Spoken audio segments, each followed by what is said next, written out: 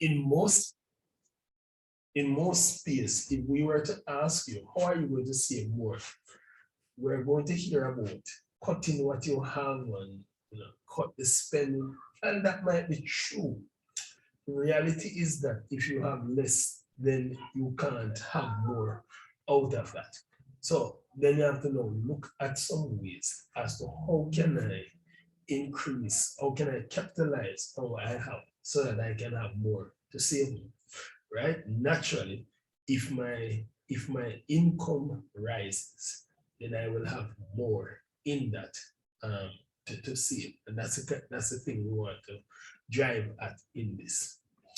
Here's a nice video that my wife did that I want to play um, on saving more. And I just want to show that aspect of it shortly. Yeah. All right, hold on, wife. Hold on there.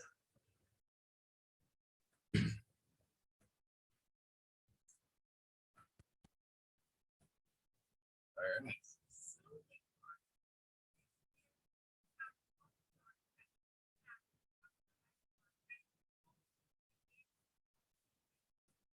Hold on. Hold on. Hold on.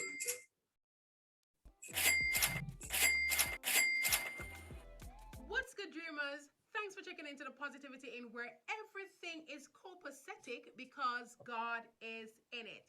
If you are new here, welcome, welcome, welcome. By checking in on this video, you have automatically been given the silver package.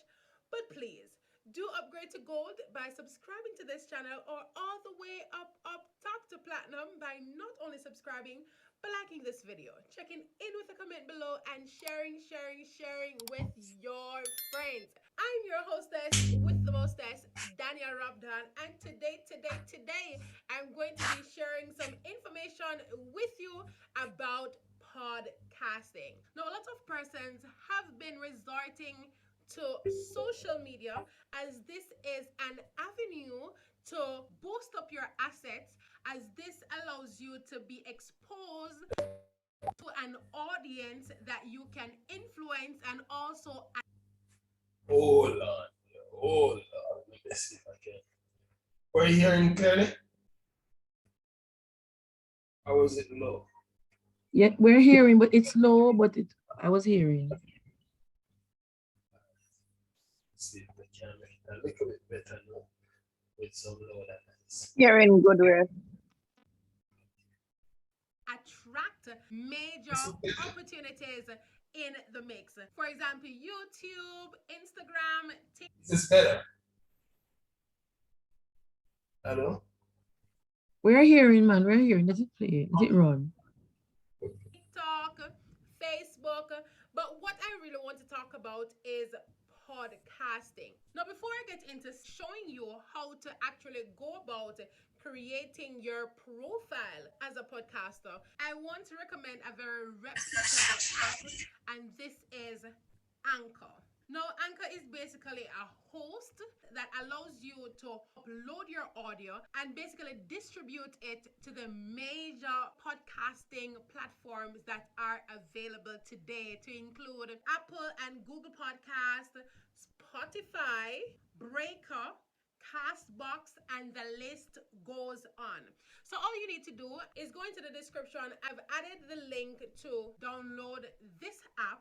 However, feel free to go to the Apple Store or the Google Store and search Anchor, download same, and follow these simple tips.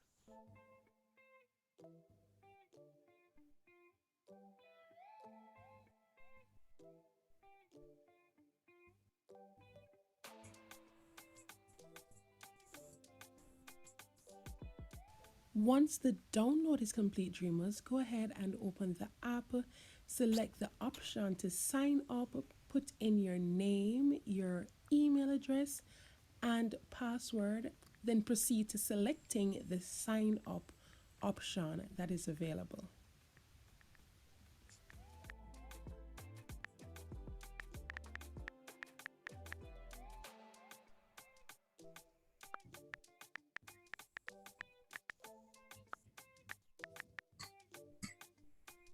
Once you've completed that part of the process, go ahead, check your email for a verification link to confirm your email address, and then proceed to selecting your audio. Now, you can record on the app, however, there's the option to do so externally. And just in case you have a video that was already recorded, you could go ahead and export the audio. I'm using the LumaFusion app on my iPad.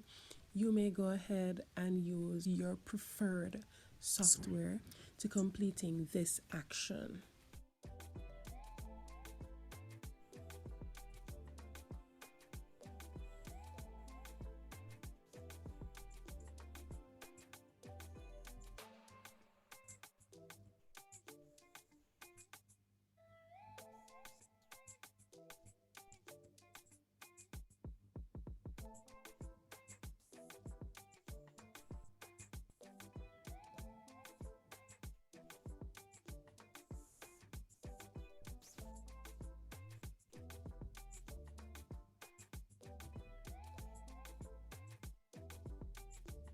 Thank you.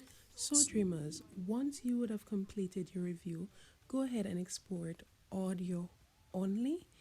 Attach that to your files, or you could airdrop, however you choose. I'm using the files option. Then insert your preferred file name and select your destination.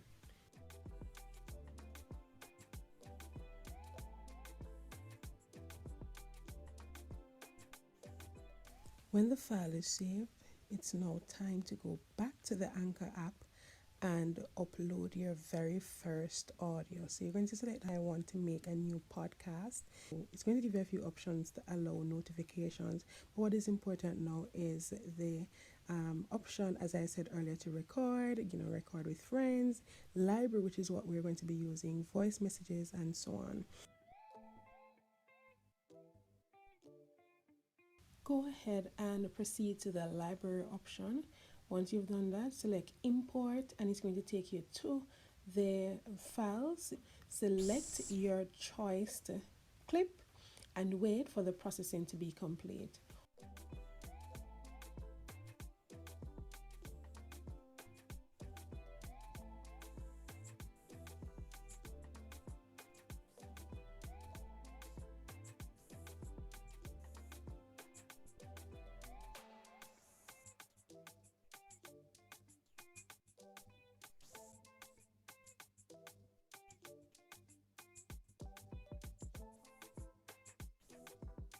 Now, what you want to do now is to basically build your episode. So we're going to be adding the recording to the podcast episode builder by selecting the plus option.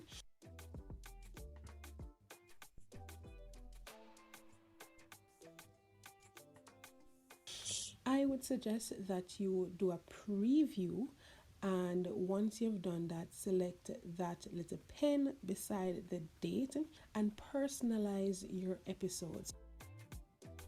Welcome to Mr. and Mrs. Robin's Couples Corner, where God is best for you and your partner. And once you've done that, select that little pen beside the date and personalize your episodes. So I'm calling this the Couples Corner.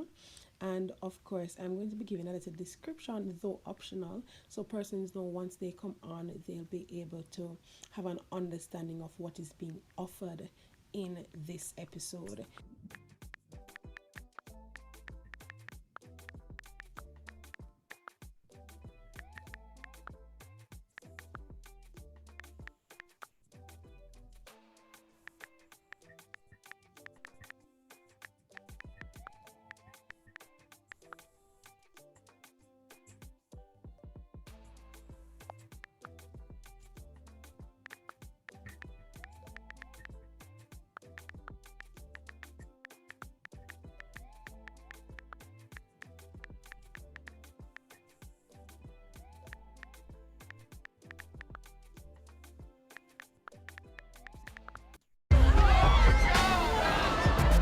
Introducing the new Google Pixel 6. Just 1 second there, let this ad run away.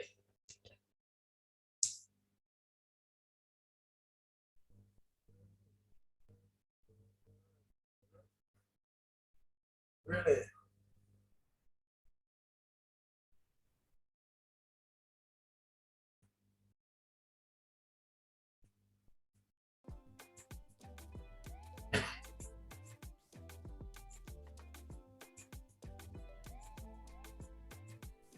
When you have previewed and are satisfied with the information presented, go ahead and select the option to publish. You're going to be given this pop-up page that allows you to review your title, description, and also add episode and seasons based on your choice if that's what you're doing. You'll also have an option to personalize your cover art. So I'll be selecting a preferred photo from my gallery and select the option to publish now. Hold up, wait a minute. Before we get into publishing now, I must add that just in case after review you are not satisfied with the title or description, you can go ahead and make the necessary adjustments right here on this very page as seen on the screen. Once you're all set, publish now. You're going to be required to add your podcast name,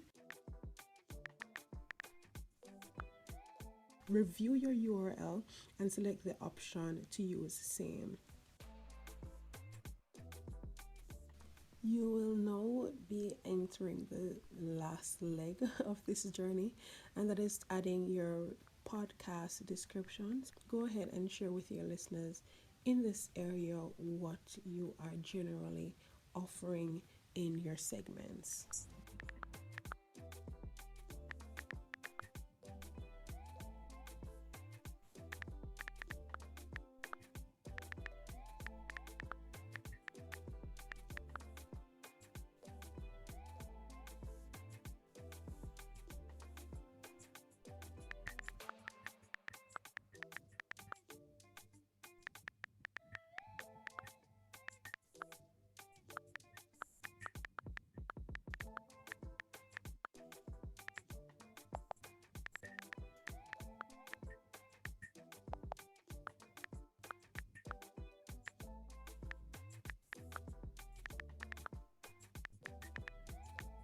Once you've completed that, use this description, and it's time to now personalize your podcast by adding a photo. And I'm going to be using our identity mark, the Positivity In, because everything is copacetic in this space. Shout out to Iconic Presents for doing this beautiful mark for us.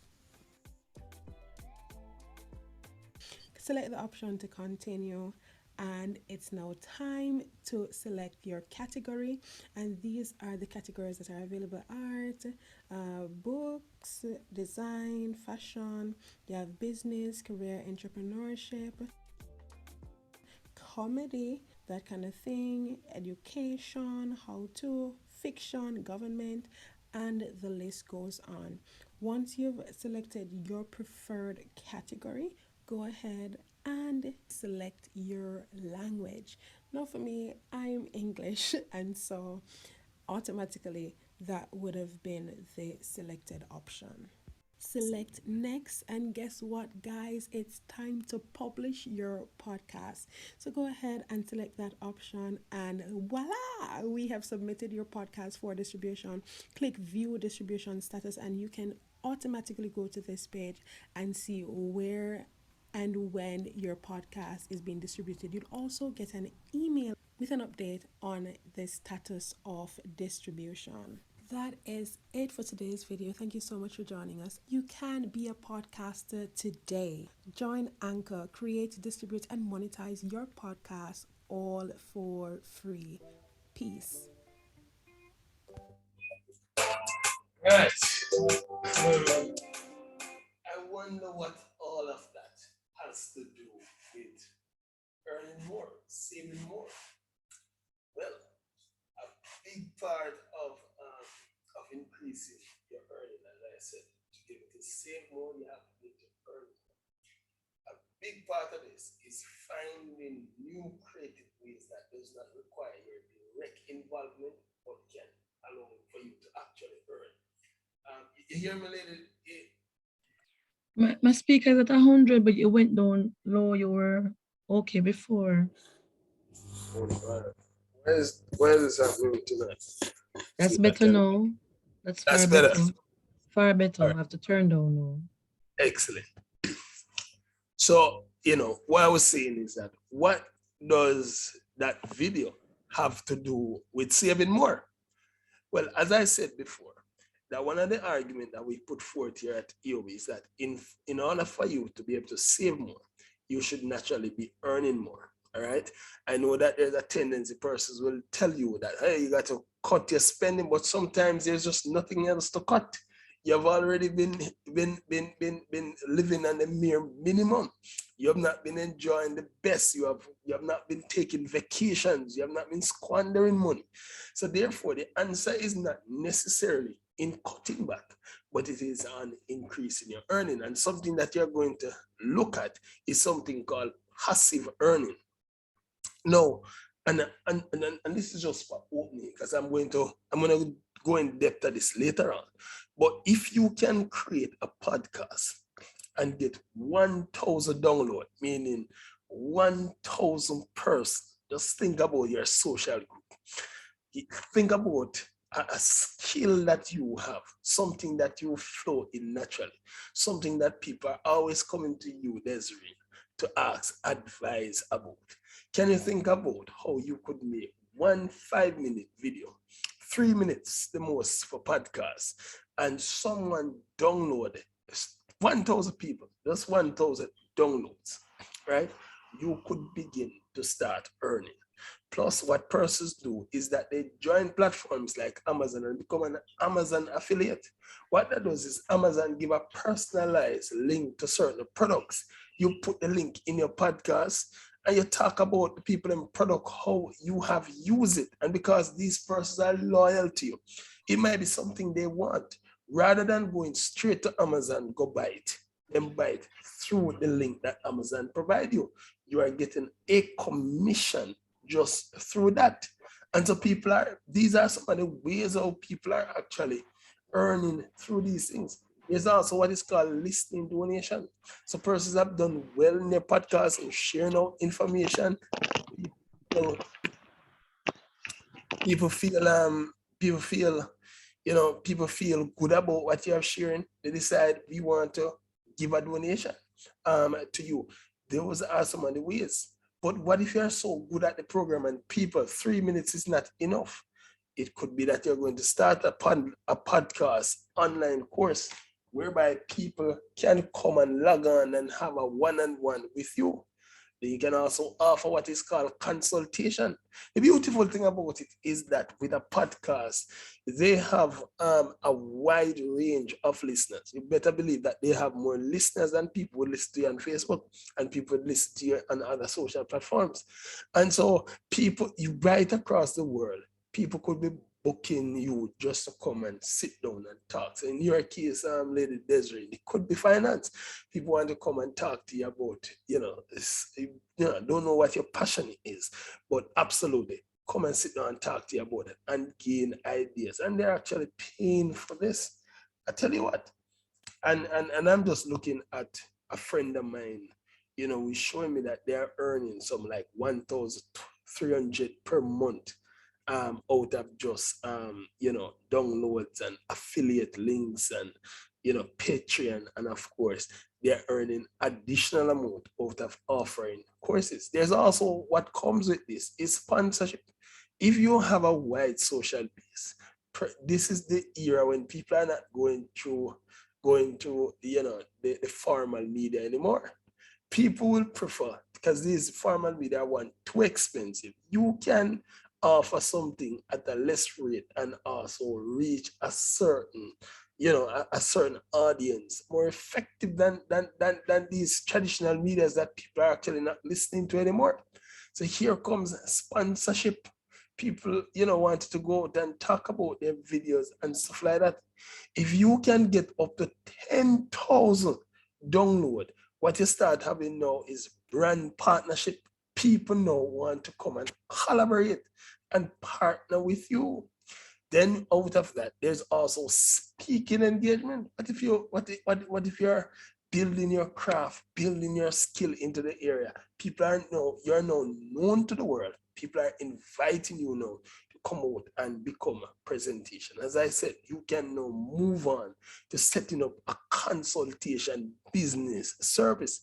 And I heard you guys mention last week about crime and violence and things in Jamaica. Then there are people who are making a fortune, but they're doing it through online medium, which is a lot more safer in a sense. And of course, people are doing it from the comfort of their homes. So what I want us to think about as we venture more tonight into talking about saving more. I am not the typical teacher who is coming to talk about you have to cut back, because the reality is that some of you have already cut back the most you can. There's nothing else that you can literally cut back, or else you're going dead for hunger. so here what? Let us be practical and let us give solutions as to how you can actually earn more so you can save more. So the podcast is just one other platform. As we go through this evening, I'm going to look at some other platforms and give you some tips as to things that you can consider and other things you can consider as you think about this. All right. So let's talk about, from a biblical perspective, what saving more has to do with. All right. Let's talk about it from a biblical standpoint. All right. So according to the text in Proverbs 6, 6-8, scripture says, go to the ant, O sluggard. And the sluggard here is a lazy person. Because sometimes laziness is not defined by the fact that you're not doing any work. It's that you're just too lazy to come up with new ideas and new concepts as to how you can actually utilize the skills and, of course, the assets that you already have. You're too lazy to find a way how to make it work. So in this case, when we talk about sluggard, I'm not talking about people who just sit in a home and not doing anything, not working. I'm thinking about persons who are not allowing themselves to find ways, allowing themselves to be a part of communities, to engage in sessions where they can gain insight as to how they can actually earn more. So without having any chief officer or ruler, the ant prepares her bread in the summer and gathers her food in harvest.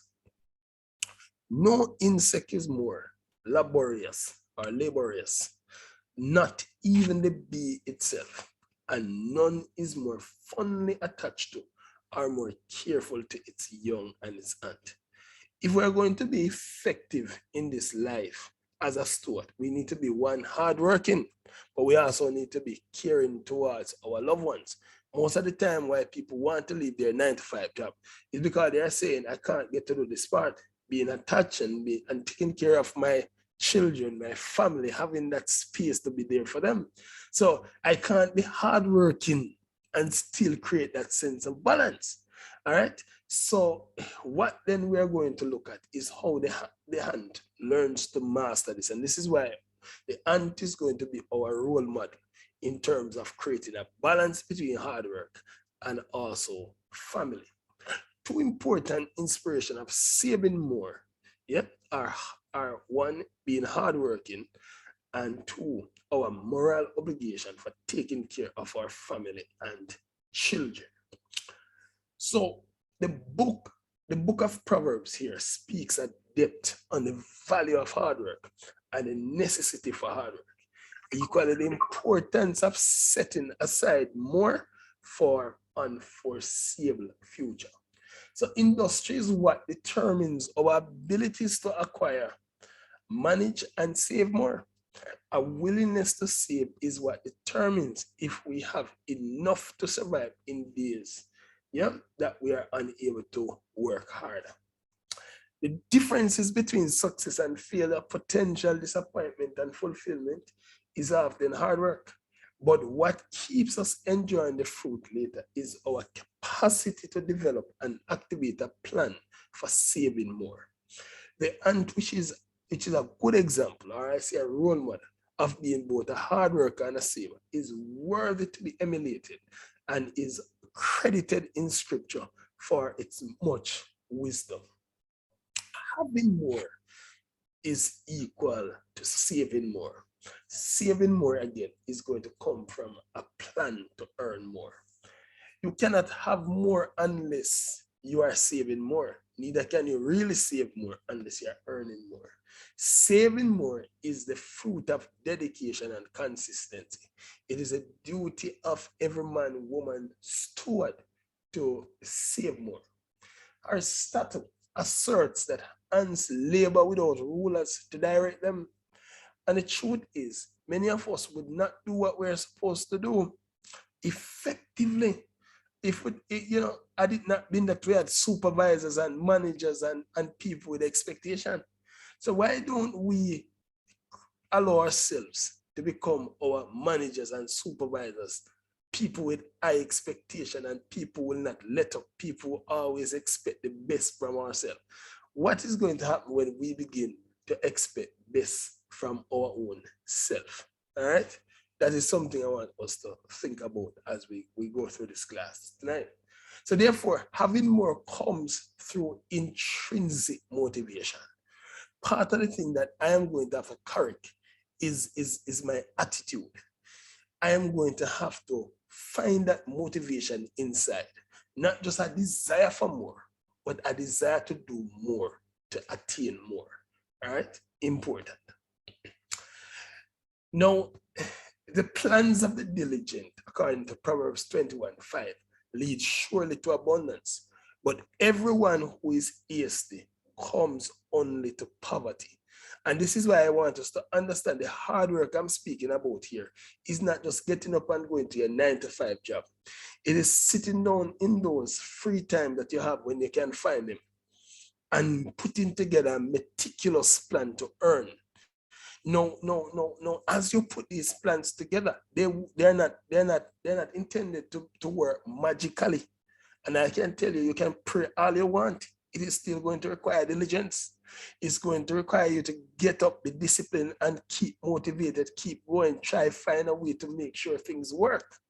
So the plans of the diligent will always lead to abundance. All right?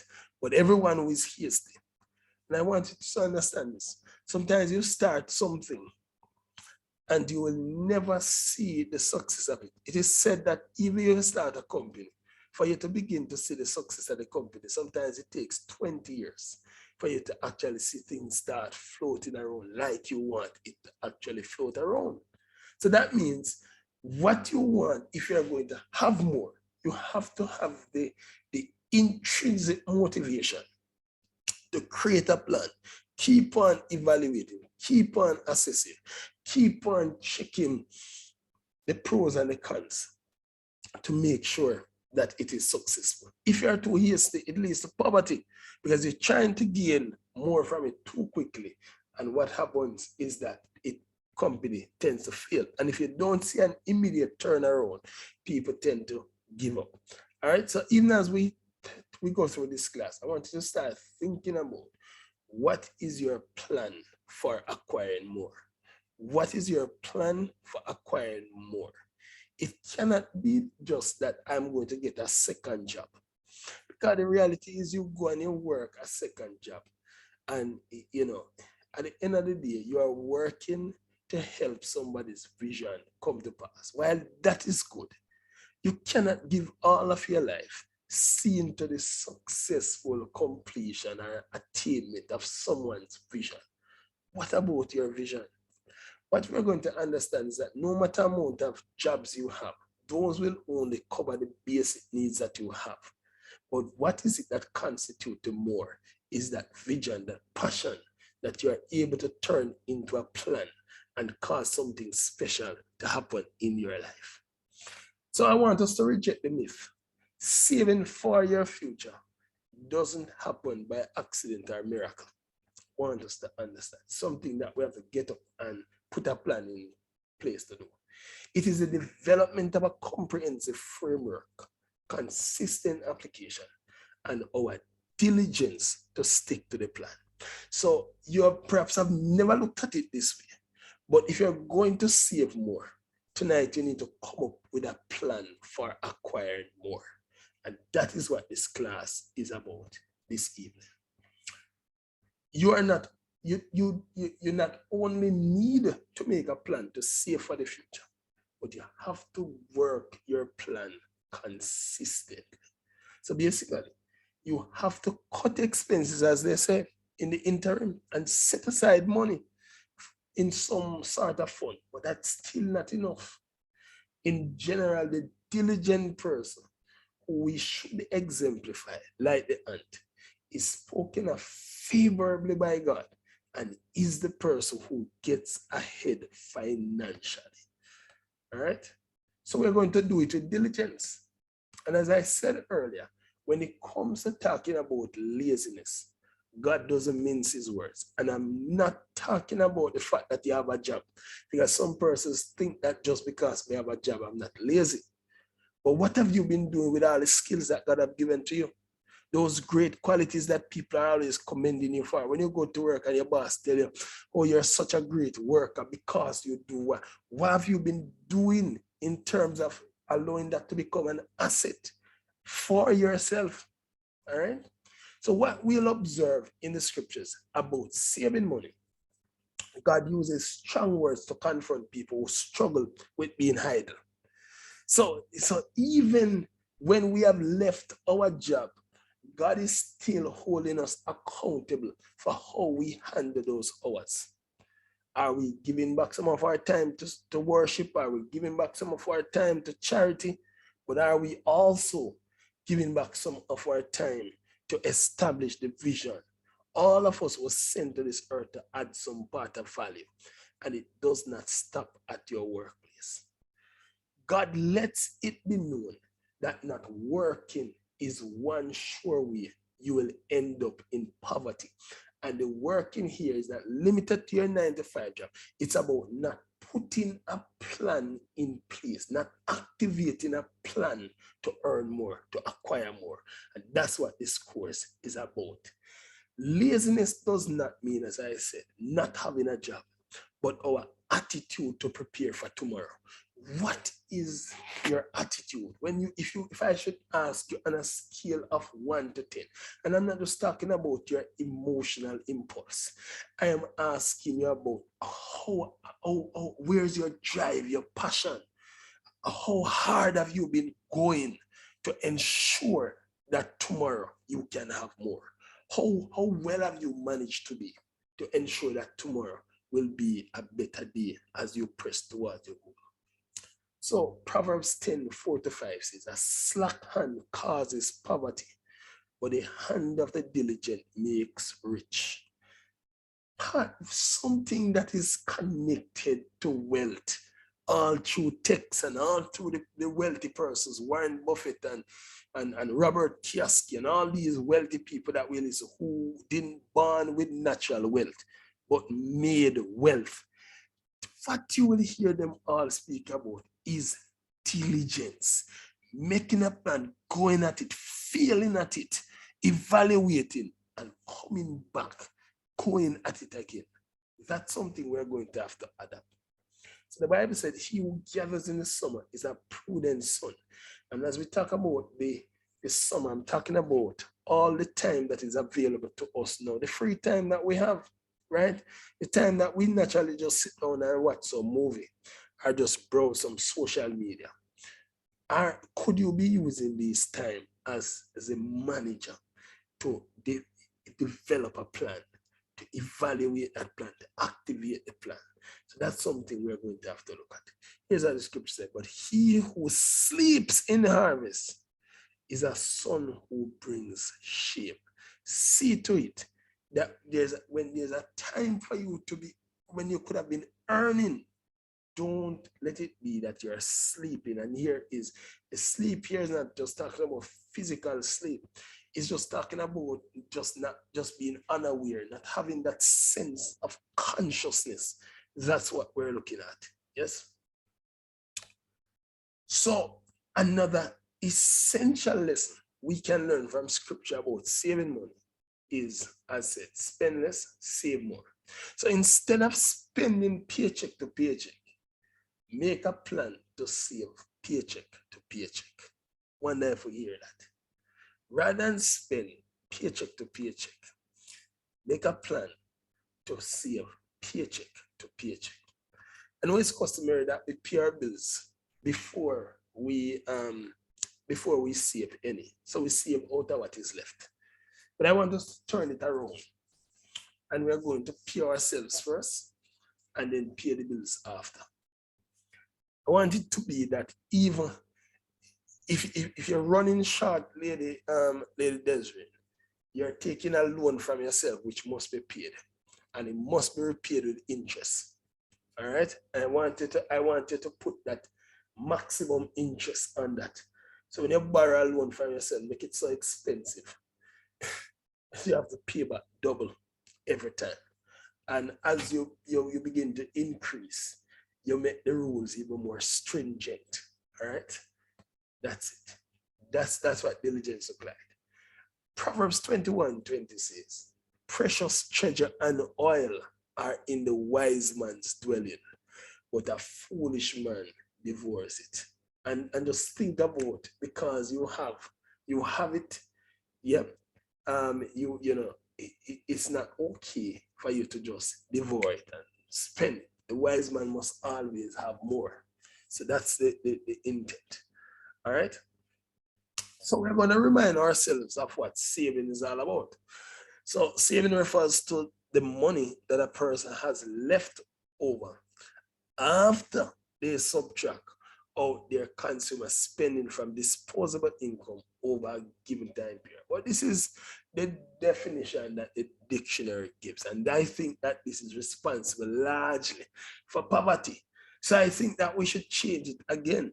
And this is the money that I am going to set aside first before I pay my bills. Saving therefore represents a net surplus of funds for an individual or household after all expenses and obligations have been paid. And we are changing that again. We are going to put aside, then we pay our obligations. So let's talk about disposable income. Disposable income as all sources of income minus the tax you pay on that income. All right.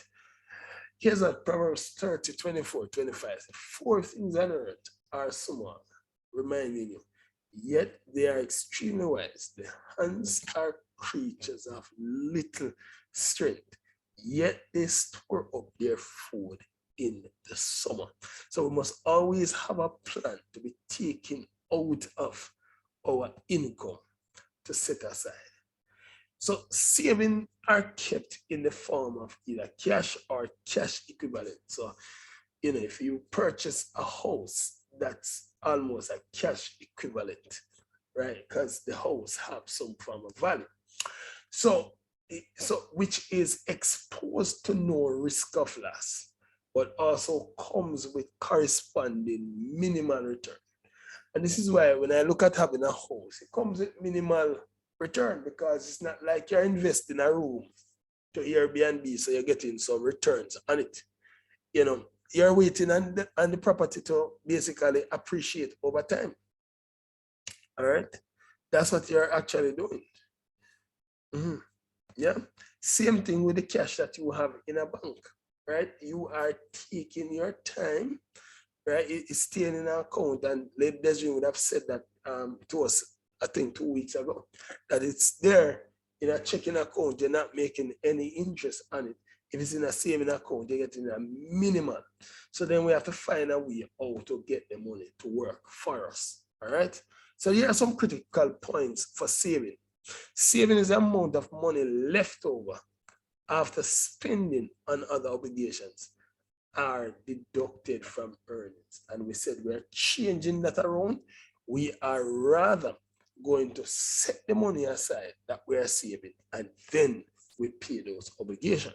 So saving represents money that is otherwise idle and not being put at risk with investment or spent consumption. So saving accounts are very safe, but tend to offer very low rates of return as a result. We said that before. So saving can be contrasted with investing in that the latter involves seeking to grow wealth by putting money at risk. So money you're saving is you're keeping the money safe. It's not exposed to as many risks unless thief break in and unless somebody hack your account, right? It's not exposed to as much risk as with investment. But I put it to you that even before you can invest, you have to save some. You need something to start investment with. So I know that as we go through the different lessons, we're going to talk about investment in one class, but we have to understand that even to invest, you need capital. The capital must be saved, all right? So negative saving is indicative of a household debt or negative net worth. Saving comprise the amount of money that we have, having paid all our expenses. People may save for various life goals or college aspirations, such as retirement, a child's college education, down payment on a home, a car, or a vacation. We are saving so as to have enough to invest, right? That's our thing. So then we're going to look then at some types of saving and the relevance, this one about emergency saving. So savings may commonly be earmarked by emergencies. For example, I'm giving an example. Sasha's monthly paycheck is $5,000. Her expenses include $1,300 payment, $450 car payment, $500 student loan, a $300 credit card payment, $250 for groceries, $75 for utilities, that's $75 for cell phone service, and $100 for gas. Since Sasha's monthly income is $5,000 and her monthly expenses is $3,050, there is $1,950 over as savings.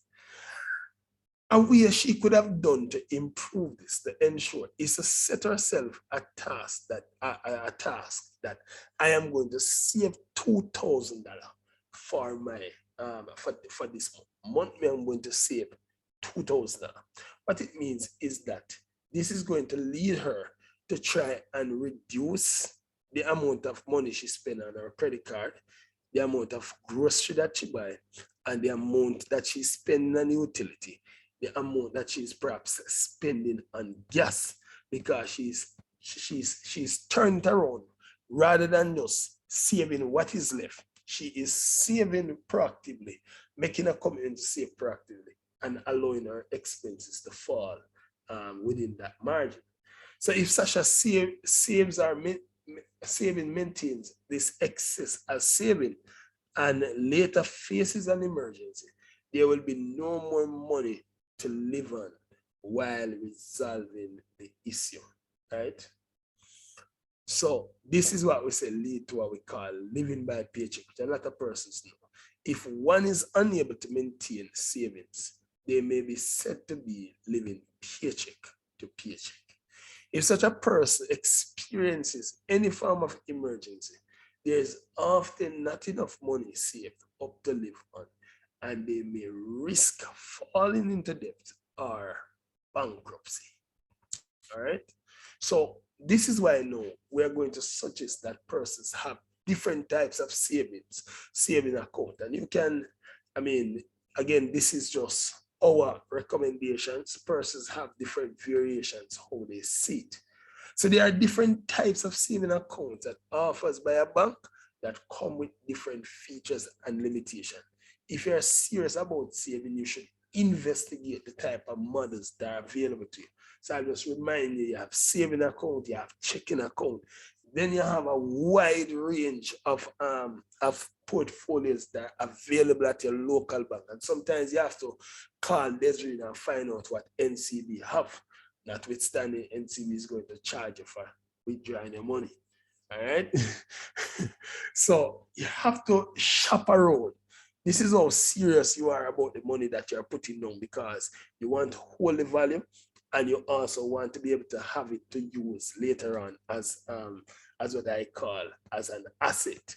All right. So just to remind persons, saving account pays interest and cash not needed for daily expenses, but available for an emergency. So this is a plus for having a saving account, because if I invest the money, it may not be available to me for an emergency. And even if I have to try and get it, each time I close an account or close a portfolio, there's a high cost, so I'm losing in the end. So that means there's always a space for saving, all right? So deposit and withdrawals are made online by phone, mail, or at a physical bank branch or ATM. Now you must make sure you reach the fine print, because, you know, as was said last week, Lady Desiree, bank is going to charge you for going to the ATM, and they're going to charge you for going inside of the bank. So they want you to use online transaction. You're going to have to get with the online system, because every $5 that is charged, and by the way, I think they charge you $200 or $300 or $400. Yeah. It's how much them charge a little. I think it's about $20-something up, but you get the first 4 or 5 free. All right, still a charge. Every bit that you're giving away, right? You're increasing liability and you're losing assets. So you must ensure that you find the cheapest avenue at all times. All right. Interest rates on saving accounts tend to be low. So can you imagine if you're paying $20 at the ATM every time, right? And you need a magnifying glass to see the interest on your saving account. Ladies and gentlemen, let me ever ask you, have you ever seen interest on your account yet?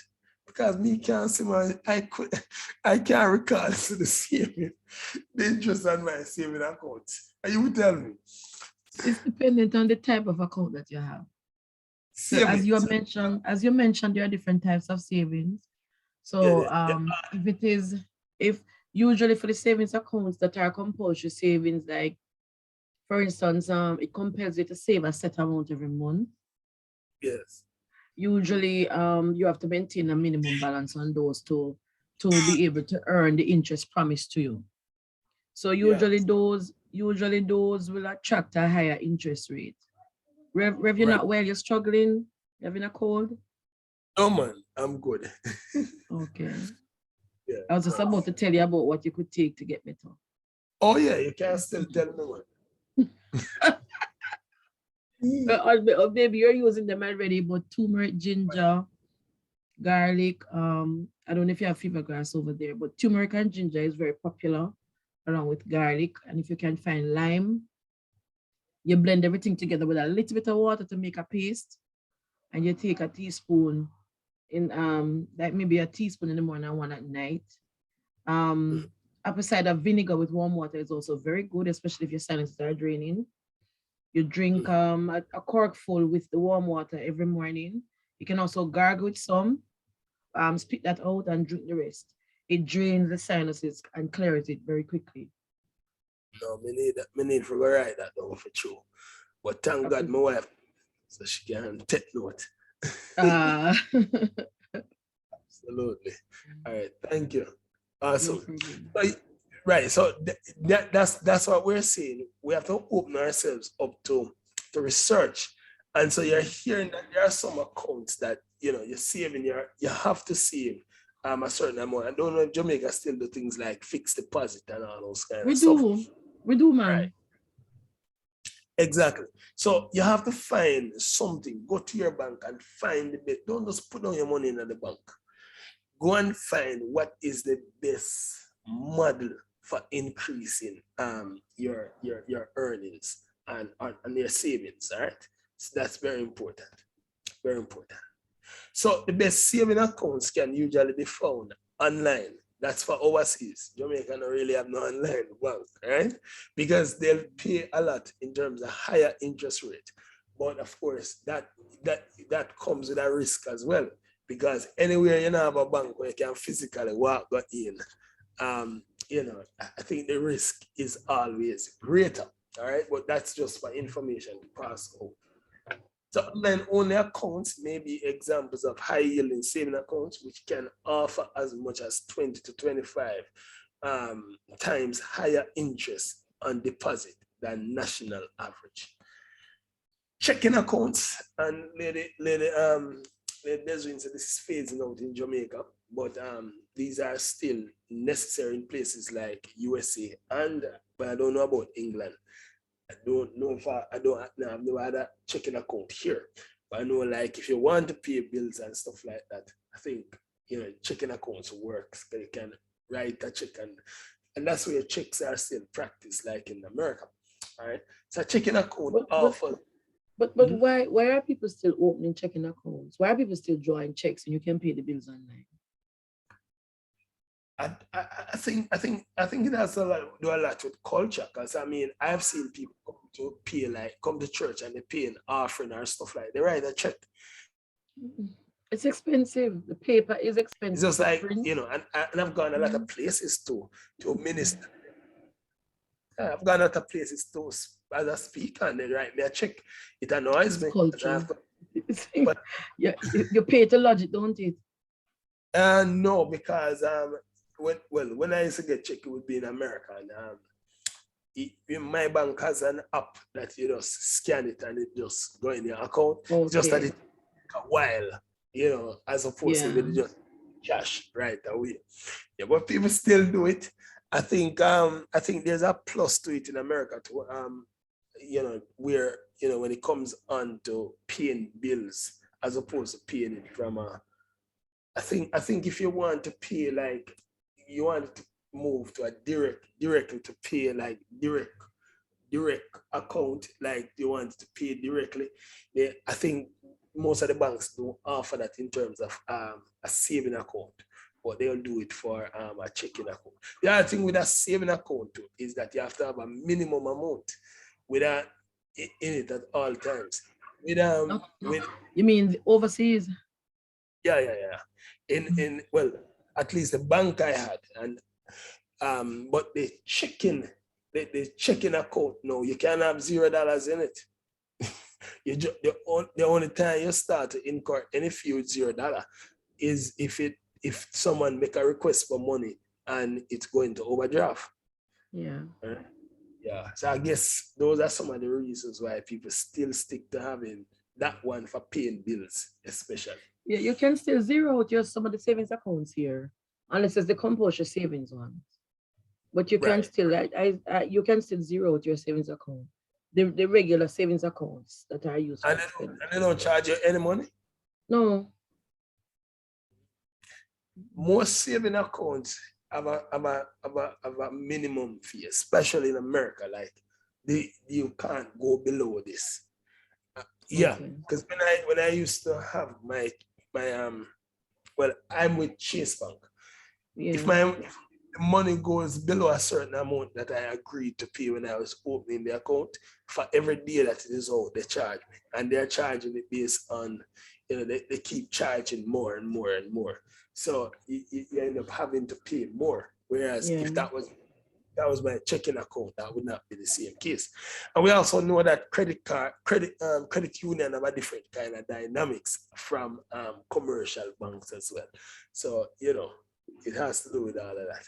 And I know Jamaica have like Building Society, BMBS, which operates slightly different from the commercial bank itself. So I think one of the things that we need to expose ourselves to is the different types of accounts that are out there.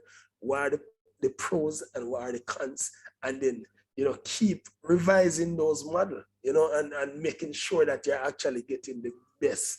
And it's almost like making the money work for you.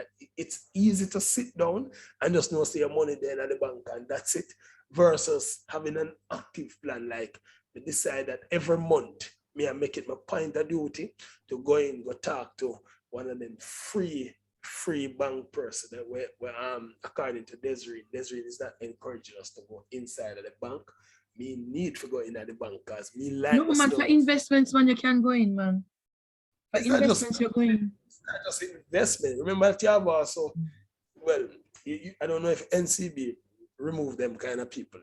You have customer service person where you go in and you talk about the kind of saving models that are there. Yeah, man, we still have that. Right. So that's something everybody should have access to. I believe, like, you read some things online, but for me, I like to have, another person explain it. Okay. It's not necessarily face to face, because I'll do it. I'll make a phone call as well. But I want to confirm that what I read and understand is what is intended for me to understand. So although you're putting the information out there, there's a place for having the human involvement, and sometimes that client is going to tell that person who I'm talking to is going to tell me something that I was not aware of that could be a benefit to me too. So if the bank is there I see as a resource to help me save and increase the money I have, I want to be able to utilize the bank. And so that's what I think, that's why I'm beating up a certain bank from Jamaica. Yeah, you have to beat up more than one. No, me know the two I may have beat up for a long time. Oh, you said one. You said one, so I was just ensuring. No, the one where I know the wicked one. The other one wickeder. The wickeder. That's why you must not make. And I think sometimes these banks underestimate the power of people talking, and they underestimate the power of just people would formulate their ideas based on the service they have gotten from the bank. Because if every place I go and talk and make a presentation and allude to the same thing, is maybe just one more person who is discouraged, I know I'm trying to do business in that particular entity. This is why customer service is necessary. It's important. It's true. Yep. So a checking account pays lower interest rate. And by the way, don't watch my checks and I can't spell American spelling. Sometimes I mix them. The checking account pays lower interest rates than other bank accounts. And in some cases, none. I know in USA, none, but maybe in some countries they do. Right? And many of them credit no interest at all to check-in customers. All right. And that's the point there. In return, however, account holders get highly liquid and accessible funds, often with low or no monthly fees. So herein, I think, is the ultimate reason, as I would have said, why people still maintain checking accounts. In America, they have something called certificate of deposit. I don't know what you guys call it in Jamaica, if you have any, but certificate of deposit. And it's also a type of investment, so to speak. So it limits the access. It's the same thing as fixed deposit, CDs. Oh, right. So it limits the access to cash for a certain period in exchange for a higher interest. Yeah, it's true. Fixed deposit, right. So you decide to set your money aside for a particular period so as to get a greater interest. So deposit terms range from 3 months to 5 years, and this is in America. You can tell me what it is in Jamaica. So the longer term, what is sure is that there's a higher interest rate for the longer time that you put your money aside. What is your same three? It's the same principle, Oh, okay. All right, excellent. So CDs have early withdrawal penalties that can erase interest earned, right? So it is best to keep the money in the CD for the entire term. I think I had something like this in what's it again? I think what's that bank? Sagicor. I had something like this they have some gold plan or something like that. You were supposed to save with them for like 10 years, a certain amount. You can increase it, but what you can't do is not pay the monthly amount that you're supposed to do. And when I was migrating, I decided that, you know what, I just want my money. I mean, I think the plan on it though was that you could withdraw like the interest that you get. So, and I'll tell you this, I hope NCB learning from Sagicor, because for me, it was a great plan, because I'll tell you this, I remember having double the amount in terms of my principal was doubled. And what you could do is withdraw from your interest, but you couldn't trouble the principal. So even though I, after a while, took the principal and I lose some money, in theory, the interest I have acquired over the period, and I've withdrawn several times from there, was way more than what I would have lost in trying to take the principal itself. But that's because I had it there for a longer time. So if someone was to do this today and next month they're trying to do that, they would be at a greater loss itself. NCB have any of them program there? We had them, but they do less of them today, because you have to remember that Sagicor is new.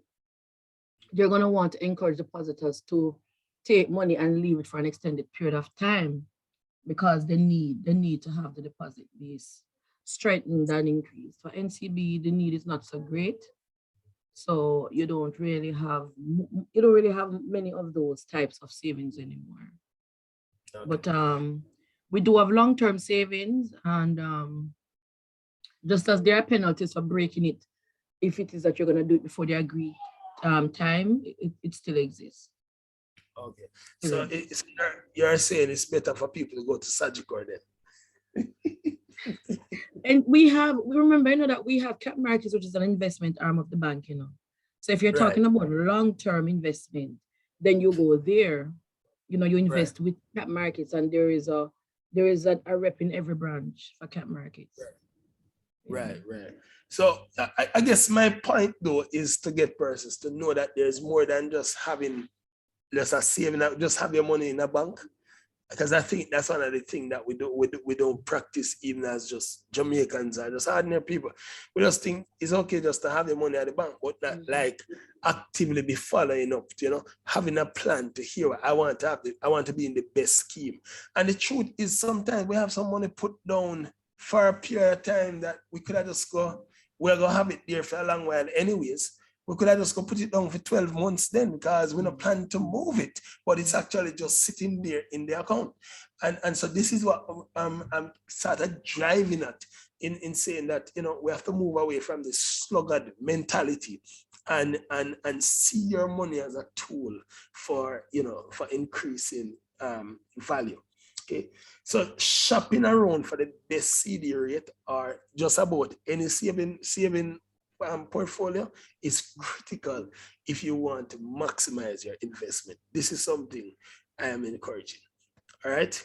I also encourage persons that we have to get into the money business. So we need to know how to calculate our saving rate.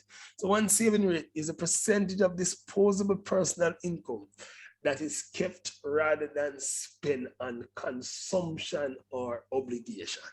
So say that your net income is $25,000 a year after taxes. And again, taxes your disposable income.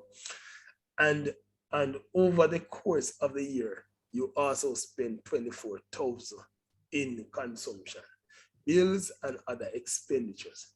Your total saving would have been $1,000. What you need to do now is to divide your saving by disposable income. Yes. And of course, multiply that. So here, when we look at this person saving interest would have just been of 4%, right? Because it's the 1,000 they saved divided by the disposable income multiplied by 100. This is very much important because there's a practice where people, even when the banks are actually lending your money, and Desiree can confirm this, they actually working on what your saving rate actually is. before they give you the money, because they want to know that they're in a position to get back the money that they're actually lending to you. So if this means so much to the bank, can you imagine if you make a big deal out of this? All right. So next, take me now into talking about saving versus investing. So when money is invested, it is at risk of loss. Yeah. However, that risk is offset by positive expected return over time. So yes, there's a possibility of losing your money, especially with an impending war going on now, and we're just coming out of COVID. And this is why there's something called, a prospectus that, if you're investing into a company, you want to read through the prospectus. You want to, some of the areas to pay attention in it is what they're going to use your money for. So if a company is simply using your money or the money that they raise to pay off debts, that might not be something you really want to consider, except that when they pay off, they're going to be in ownership of of the asset, and then you see where over a period of time they are going to generate income over time. If it is that when you look at the prospectus, they are paying off and they still have some more, that might be a slippery road to go down, because one other thing is they can choose not to pay you any dividends, right? They're out there and you're expecting to get some dividends, and they can withhold the dividends, because in investment, you're a shareholder. So you have to accept some of the responsibility for the company, and so they'll keep back dividends from you so as to keep the company up and running. All right. And so those are some things you have to pay attention to.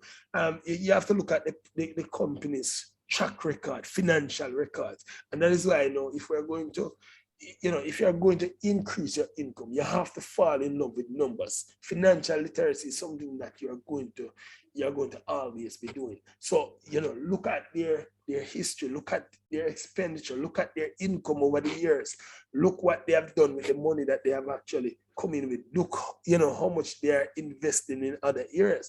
And you can go and do some of these research into the companies that they are perhaps investing into and see if it is something, because you're an investor. When you say you're going to buy shares, it's like you're deciding to own a part of the company, right? Overall asset. So you want to make sure that what you're joining into is not a Ponzi scheme, right? You don't want to end up doing something like Cash Plus. Why is Lady Desiree laughing? So saving, in contrast, is by definition safe, right, from any potential loss. And like I said, it is just safe in relation to the risk that comes with investment, because you can still lose your money at bank. Is NCB I hear about the other day? Let me see if I NCB. Yes, man. Was it NCB or Scotia? Somebody said two people have the same account. Apparently, they have the same account number. So, like, you have branch number. I think they reuse the bank account number. You heard that news though? No. Yeah, man, a big thing, man. You have reuse bank account numbers. So we don't usually do that. Well, that's why I'm saying maybe not you, but one of the banks. So it could be Scotia. Basically, you have like Halfway Tree branch and I think Mandeville, but they have they reuse the same account number. So the person who has sent the money or the person who will withdraw the money, the person who's sending the money, I think, selected the wrong branch, but they select the wrong branch. So it's like two persons in two different branches have the same account number. The only difference is the branch. So I guess the person wrong branch. That's too risky. Exactly. So they paid over the money to the other persons, and the persons, they were not, even though it is not settled, the bank is not taking any responsibility for it. And I think it was $1 million. Because it was like, yeah. So because our account numbers are very long, our account numbers are 9 digits. So we So I don't think reuse. Mm-mm. that's why I think a Scotia got 5 digits, I think they have. Yeah, their number is short. Huh? Yeah. Wow. So serious. All right. So additionally, savings are highly liquid and available for immediate use. So no matter what you do, you're gonna need to have some savings, investments, know what you actually put away for a longer period of time and just accept that you won't have access to it right away. So this can take some time, all right, to get the interest or to get back your money, and you may incur transaction costs. Investment by definition entails some sort of long-term time horizon to allow the money to grow and appreciate. And most of the money that you're going to make through investment is going to be through appreciation. All right. So, and just to let us kind of familiarize ourselves with appreciation, it's like buying a property today. When I bought our house, we probably paid $9 million for it. But the last time I did a check at the place in which it is, they've gone past double figures. And the idea is that over time, value increase. And so with more amenities coming into the property or into the space, then value also go up. Same thing with investment, that when you purchase something as a company begin to do better, then the stock value also increase. So this is one way how people gain increase. Warren Buffett is one of those persons who are very patient like that. What we have now, the millennials are more aggressive at investing. So they want to buy something now, and as soon as it starts to make some money, they sell out and buy something else that is doing well. So it's almost like buying bag juice and selling bag juice, right? So those persons who understand the movement, see a man just go downtown and go buy some cheap bag juice, come back uptown, sell it, make a profit, go back, go buy some more and sell it. Same thing with investments, about buying something at a low price that has the potential of growing. Soon as you have more, you can sell it and move right along. All right, and this is when you are doing direct trading, by the way, because it's not all the portfolios that you see within the bank. Sometimes the bank just have some things that they decide that they are working, they're going to work this model. So you can't take your money out and buy and resell like you would love to. All right. So the other thing that we need to be very aware of as we develop this constructive plan for earning more is inflation. Now, inflation is the decline of purchasing power of a given currency over time. All right. And I think that anybody who watches, especially from Jamaica, the news, and they look and see the US dollar always gaining. If the US dollar is gaining, it means the Jamaican dollar is declining. What it means is that if you have a lot of Jamaican dollar, today, tomorrow morning, the purchasing power declines, right? So what you could buy yesterday, you can no longer buy, which is why I take the time to encourage, this is my personal advice to people in Jamaica now, is that, no matter how it look, is to try and save in foreign currency. And that's an encouragement I give. When I was back in Jamaica, although I couldn't buy much, but whatever I had left of my salary, a portion of it I would use to buy foreign currency. What persons have to understand, and I'll give an example. I remember buying US dollars for like 25, 35, 40 $40, basically. I remember buying for that. But then I remember when I was migrating to the USA and I needed some money and I didn't have enough money to clear. No, it was migrating. I think years after, I wanted to pay down some money at NHT for deposit or something like that. And it's the little US dollar that we have a long time. We buy for like $25 and $30. And I went to exchange them. I was gaining enough money that I could have come and pay a certain amount of money. So buying current foreign currency is like a form as well of investment.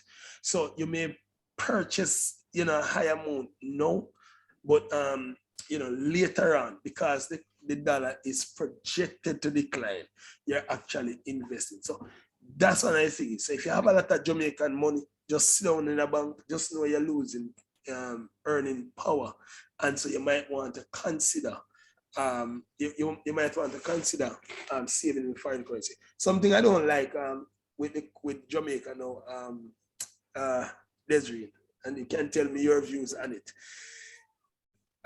You can't invest at the moment. Very few stocks that are listed that you can actually invest in foreign currency. They want you to invest in Jamaican dollar. Yeah, yes, that is still a challenge. That's still a challenge. That is still a challenge. That's still a challenge. You can open savings accounts in US, Canadian, and GBP, Right. and I think Euro as well. But as it relates to saving and investments, that's limited.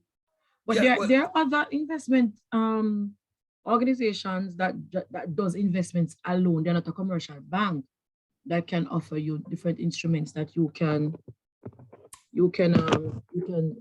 invest in foreign currency. yeah. What's that one up New Kingston called? Or JMMB Barita. Yeah. or Barita Investment. Yeah. I think they do something like that. Had an account Okay. years ago. Yeah. Yeah, but I'm referring though to the junior stock market. In Yes. general, buying, they don't allow you to, for Invest in example, foreign currency. foreign currency. And that for me is a drawback.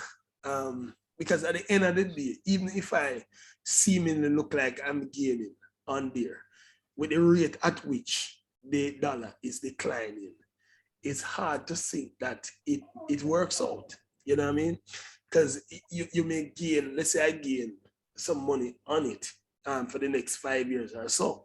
The rate of this constant inflation, when you look at it, it really didn't work out, too tough, And so I think that's why now, with this in mind, even as persons contemplate investment, we have to know, use a sense of wisdom as to, what's the best model to actually use. Because don't just say, me I invest because investments sound good and because you came to a class or you did in a session and person say what you need to be doing to be wealthy is investment, right? And I'll put it this way, investment alone will not get you where you need to go either, right?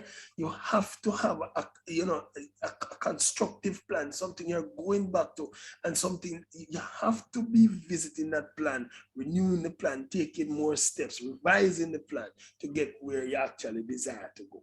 All right. So a quantitative estimate of the rate at which the decline in purchasing power occurs can be reflected in the increase of an average price level of a basket of selected goods and services in an economy over the period of time. What we're saying is that simply take up a basket. You know what for persons who shop at supermarket and people who go like Price Mart, you know how much money you needed to spend when you push a trolley, for example. Nowadays, if you take that same money you used to have last year, can you get the same amount of goods when you go to the thing? No, right? So that is, so there are even if you don't know how to do the mathematics in terms of inflation, there's a simple test. Just take up a basket that you would normally spend on and what you normally get, and go back and see how much you can get for the same product later on. So, seriously.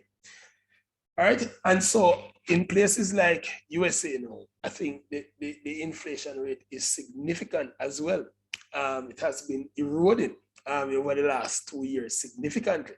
So if the US dollar is losing value and the Jamaican dollar is losing value even more, it just, what it says is that, the whole purchasing power of the dollar is going down, and you have to come up with a plan how you're going to combat this. So the rise in the general level of prices often expressed as percentage, means that a unit of currency effectively buys less than it did in prior periods. All right. So some effects of inflation, and I think that as we begin to put our plans together for saving, it's important that we know what the effects are that we are going up against. So inflation can be viewed positively or negatively depending on the individual viewpoint and rate of change. Weighing on this for me, Lady Desiree. Tell me if you agree with this point or not. So inflation can be viewed positively or negatively.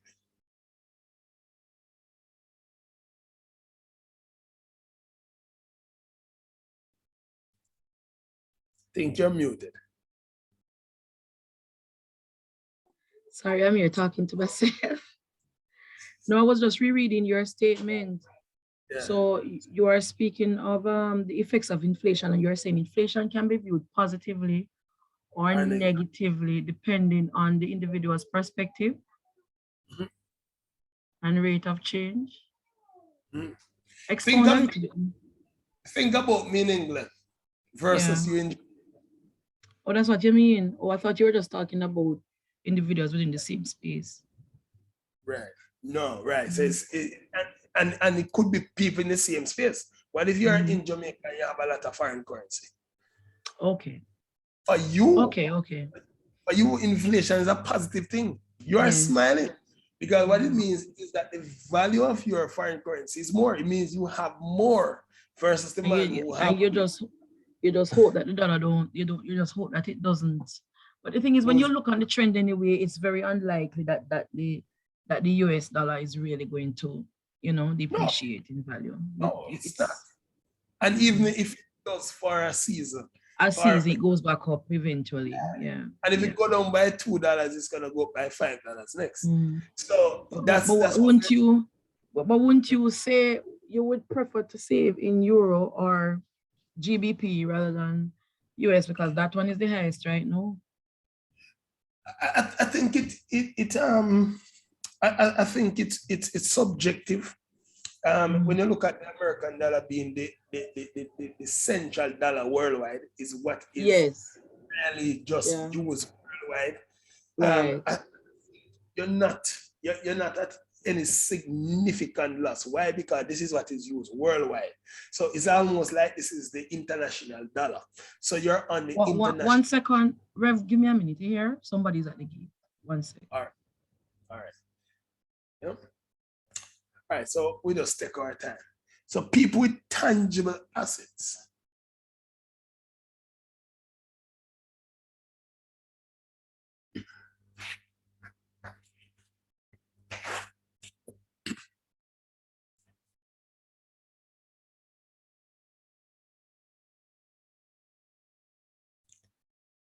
Just giving her a minute, guys.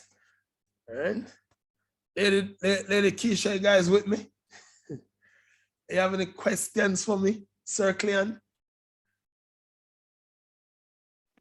Yes, I'm here, Rev. I'm just listening. Okay. Yeah, me too, just listening. Oh, I don't want you just listening now. Why you waiting and tell me what you're thinking? Well, based on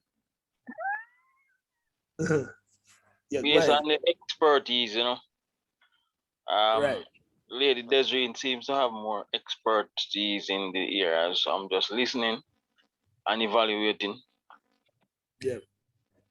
All right. Yeah. So, but drop your questions in, man, and make we know, Yeah. And we can learn from each other too, because in as much as I'm in banking, I don't know everything, because I'm learning a lot from listening to what Rev is teaching as well. Yeah, but what I recognize is that based on the knowledge that you have, it actually creates different avenues to really look at what Sir is actually giving.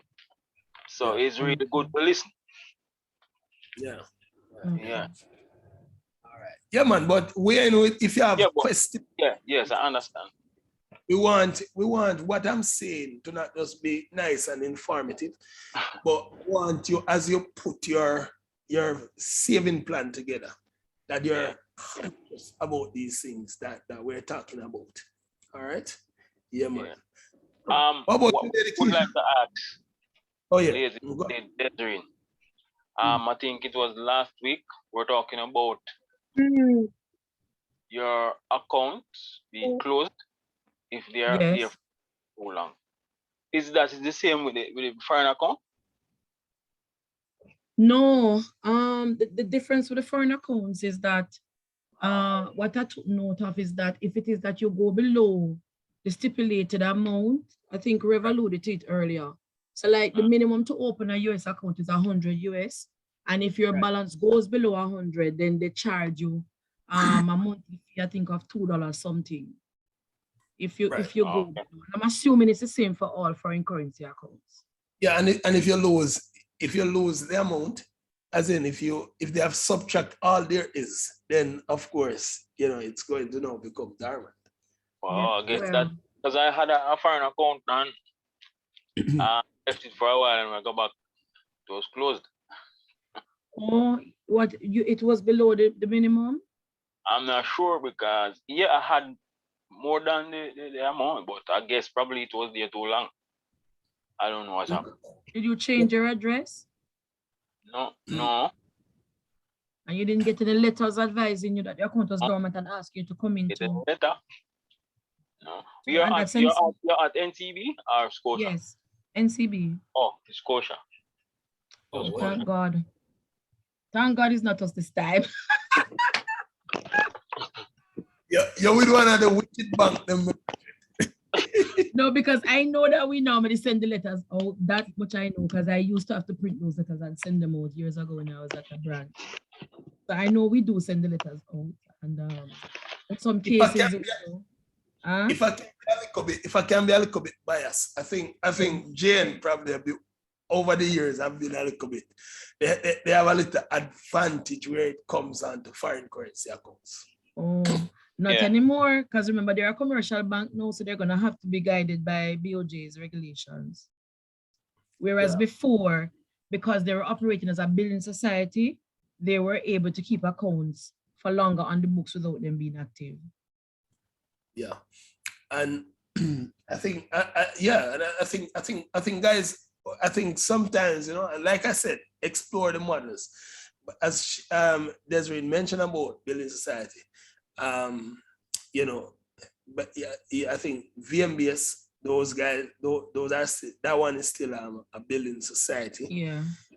And them underestimate the power of the credit unions. Some of them are, you got to read though. And like I said, this is what this class is about, because the homework this week is for you to go in and talk to a bank person. Choose a bank or a few bank and just go and just research the models that they have out there. Talk to the person about the plan, because I know, and let me just make it a little bit more personal. I have come to Jamaica and just walk into like a JMB, because I don't go on none of them too wicked bank. Right? You need to make sure that you have your eggs in different baskets. Don't put everything all in one place. Actually, remember, I have had accounts at every single bank in Jamaica. I have opted to close those cruel banks. Oh Jesus! But they still have their purposes, though. Get the best of all the different. I know. So avenues. if I'm going to keep conferences in Jamaica in the future, and if I am going to be selling books in Jamaica, then I know I'm going to need like a NCB account. But I just, in the meantime, one of the ones that is popular, because if people are gonna pay you, then more than likely, they're gonna need to be able to pay you through one of those. So there are advantages and disadvantages. Just get the best of the different options. That's what I would say. Yeah, absolutely. But yeah, what I meant to say though is that I came to the bank and I've given scenarios like, hey, how much money do I need to bring in and pay monthly if I need to retire at a certain age and gain an income of X dollars? They'll be able to tell you those things. I think sometimes we don't know that we can actually do these. I do that. It's the culture and how we have been socialized because we tend to think that those questions are only for people that have money. It is how Right. we have been socialized, so we have to begin to break those, trends by ensuring that our children and those around us are informed, so that they can make better money management decisions. Right. Yeah. Even with bonds, I've gone in and I was going to purchase some bonds, and I was advised that, I mean, with the rate they are now, it's not the best to buy at this particular time. So that's what I'm saying, is that, part of you building a sustainable plan, you're going to have to develop a relationship with financial institutions. You should be able to go in and talk to people as though they're your financial advisors. Share your views as to what you intend to do and hear what the bank can do for you. You might not like what you're getting at one bank, and that's how can you choose, how can you know you have the best unless you are having that kind of discourse and dialogue with person. And some things I always want to know is what is the disadvantage of this particular portfolio. You want to know that because you want to stay within the line that you're not losing your money and that kind of stuff. All right. So yeah, right. So people with tangible assets, as I was saying, like property or stock commodities, may like to see some inflation, as that raises the value on their assets. See, if you have whole heap of land, inflation don't affect you too much. In one sense, you don't feel too bad. If you're doing a development, something that is in terms of a development, you don't mind. Because, hey, you stand to gain. If you're a person in possession of a lot of foreign currencies, you don't mind when them read out the stock thing in the business report, you celebrate. Because me used to dance. And I tell you, and yeah, there are times when I look back at Jamaica and hear people under the bird, me have to remember some overseas.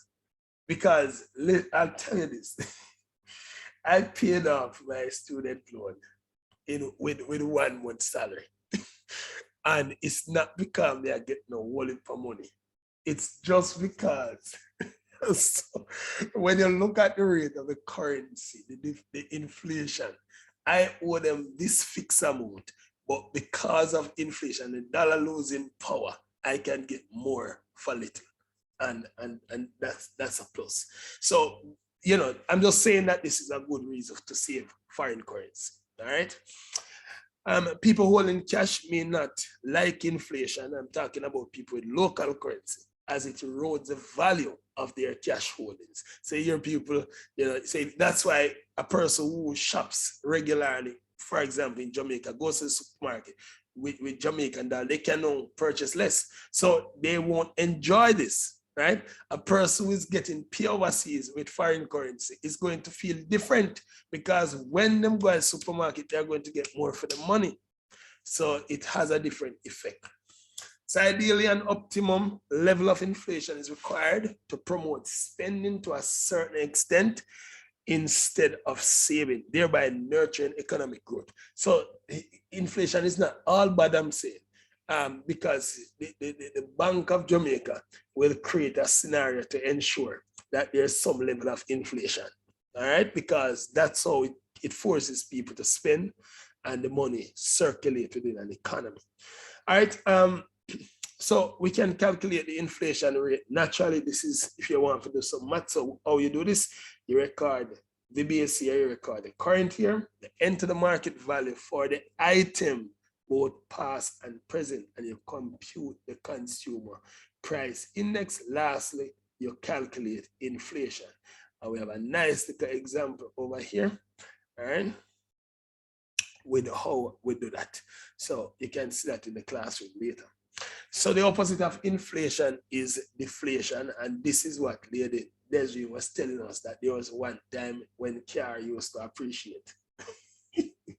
So deflation is the general decline in prices for goods and services, typically associated with contraction in the supply of money and credit. So in other words, the purchase power gains. All right, the money, so the value of the goods go down. It's like with gas, and this is This is what I think the government want to trick us sometime. The gas is gaining, and so people start to say, boy, the country get out of hand. And so they put in some measures in place and cause it to look like the gas loses value and people start feel good for a while, but then eventually go back up, all right? So during deflation, the purchasing power of currency rises over time. Deflation occurs when the purchasing power of money increases and prices decline. All right, so let's look at some tips for saving the wise way. All right, so as Lady Desiree said, don't put your egg in a one basket. Your saving should be diversified. All right, so don't just save in one model and don't save in just one bank. I'll give you an example. My cousin had all her money in a particular bank. Someone tried to use her information and the bank just freeze up her account fully and they would not release until their investigation was done. And me can tell you, anybody know anything about UK, is that them worse than Jamaica. When it comes on to doing business, the pace is literally slower than a snail. For that entire period, all her money was basically frozen and her employer was still sending the money to the to the bank because that's their policy. So she was without no money for quite a while, quite a bit of time. So that's one of the disadvantages of having all your money in one account. All right, something can happen with that bank. It's technology-based versus anything can happen. So seek to own in actual assets rather than solely holding to cash such as land, real estate, bitcoins, stocks, and bonds. All right. So things that has the potential to appreciate and increase in value. Try and increase in some of these. And I've always said to persons that when we look in the Bible, God never gave Adam cash, he gave him land. And he gave him land with whole heap of trees. he planted the trees in the garden. Yeah. What he was giving him was asset. We saw again Isaac faced with a serious flood and drought. God didn't give him cash. God allowed him to plant. And the Bible said in that very year, he gained so much produce, right, that he was able to sell to all the other persons around. So asset is very much important. Again, we see when the famine was coming in Exodus with Joseph. Joseph again, what they did was to store up assets again so that they had enough to sell when the other places that didn't have. All right, so saving is very much important. So remember to save them for rainy days. All right, save regularly and of course pay yourself first, as I would have said earlier. Be disciplined. Now, I know one of the things persons like to do is make excuses. But I mean, I have enough money. The little money we may have to do this, may have much bills on me. Just want to say excuses are monuments of nothing. They build bridges to nowhere. Those who use these tools of incompetence are masters of nothing themselves. God didn't create you to be a master of nothing. You're a steward. And so what you need to do is to decisively take action, all right, to increase earning. Let's quickly look at just some types of saving that I want to recommend. All right, so we have personal saving.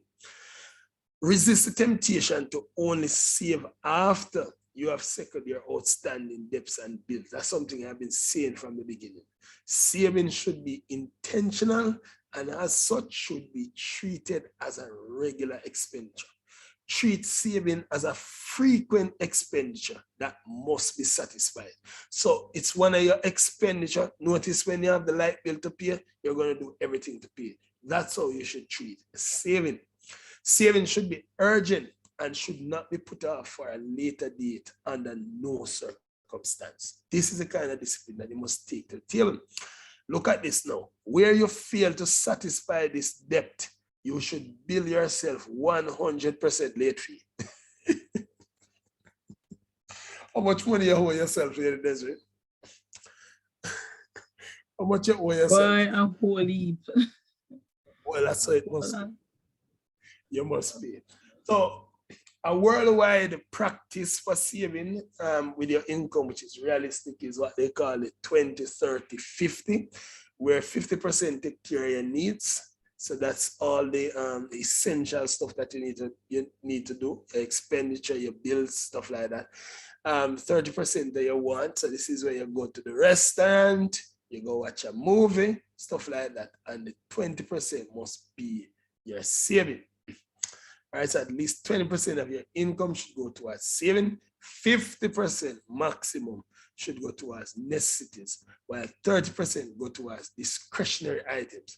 What if you can put a strike between those discretionary items and decide that I am going to save 50%? Think about that. Anyhow, your salary cannot be divided into 50, 20, 30. Something is wrong and there's a need for serious action.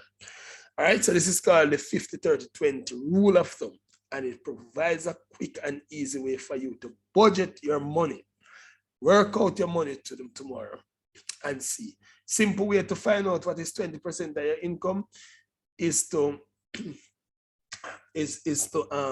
put 20 over 100 multiplied by your income. All right, so let me pause long enough and allow everybody, I'm going to 1 minute to work out 20% of your income, 50% of your income, and 30% of your income as it is now.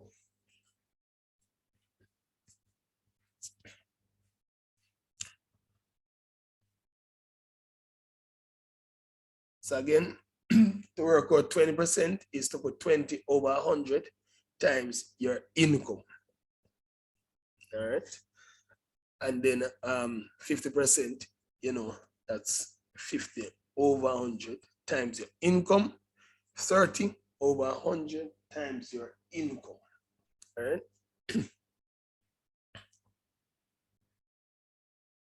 All right. And then now, I want to write beside it what percentage of your income you actually have saved. All right. Good. Once you finish, just type Y for yes. I won't ask you what that is.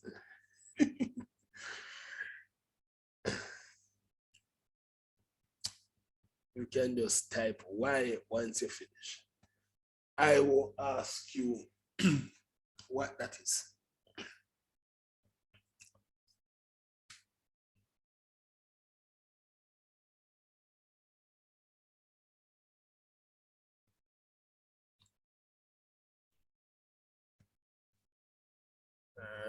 Good. All right. So, lady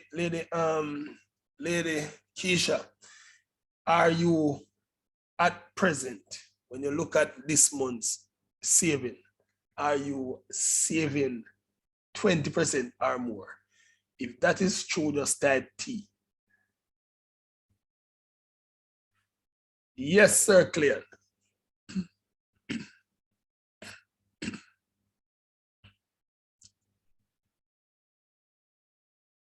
What you say about the 50% again? Okay, so 50% must be going towards, like, if you pay rent, if you pay mortgage, if you're for buying food, all of those things that are non-negotiable. All right, lady Keisha. So we have to come up with a plan. All right, we are going to have to come up with a plan. Lady Desiree, yes, man, you have to come up with a plan now. That's a part of the reason why I'm here. Yeah. I have to come up with a plan tonight. That's a part of the reason why I'm here.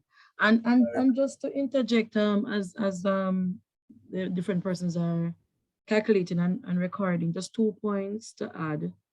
One, is that there was a time when you would borrow a loan from the bank and you had no option but to have a compulsory savings component attached.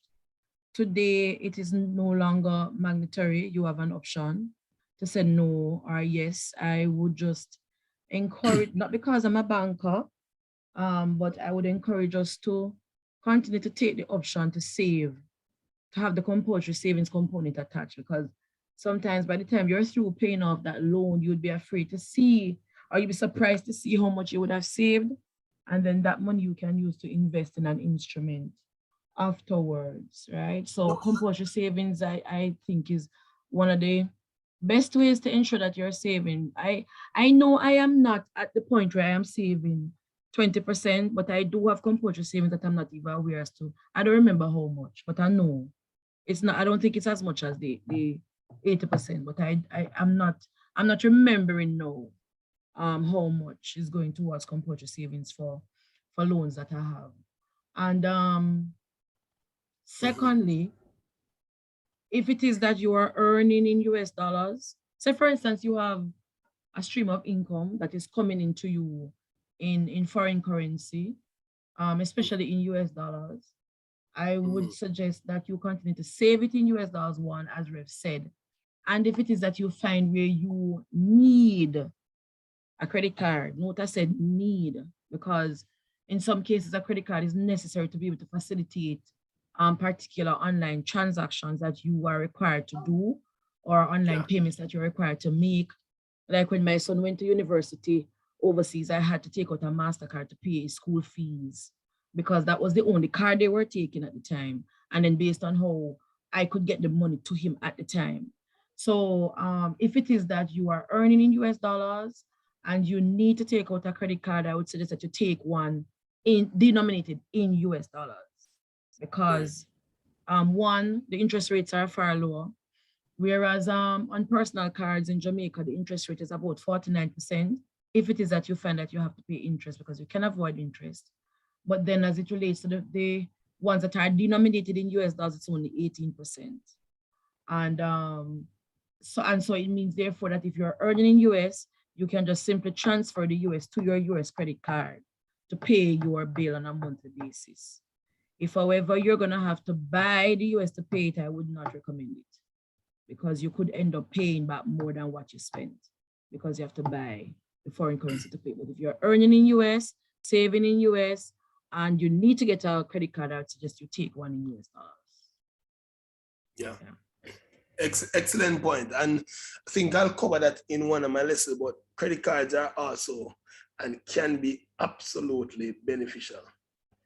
All right. It can be beneficial. I'll tell you that.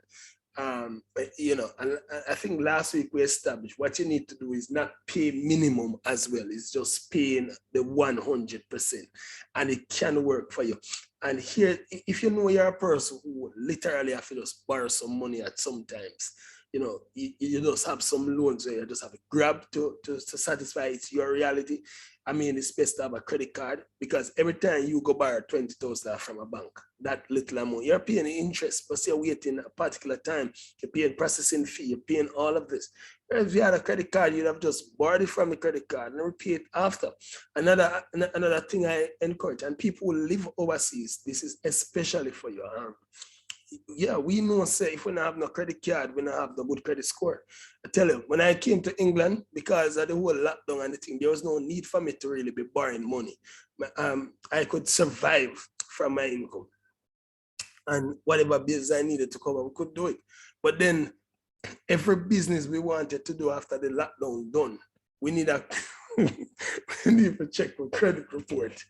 And because we never borrow nothing, we don't have no credit report.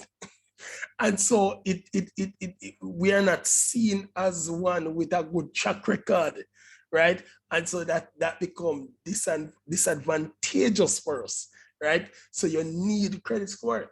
And so it's very good to make sure so you have a credit card. So what I recommend in that case, for persons overseas, is to the money you plan to pay for transportation, for food, all of that, you just use your credit card to do that, and then you repay the credit card with it. So you're getting a two-way benefit. And I think that's the same principle that we should apply regardless of where we are.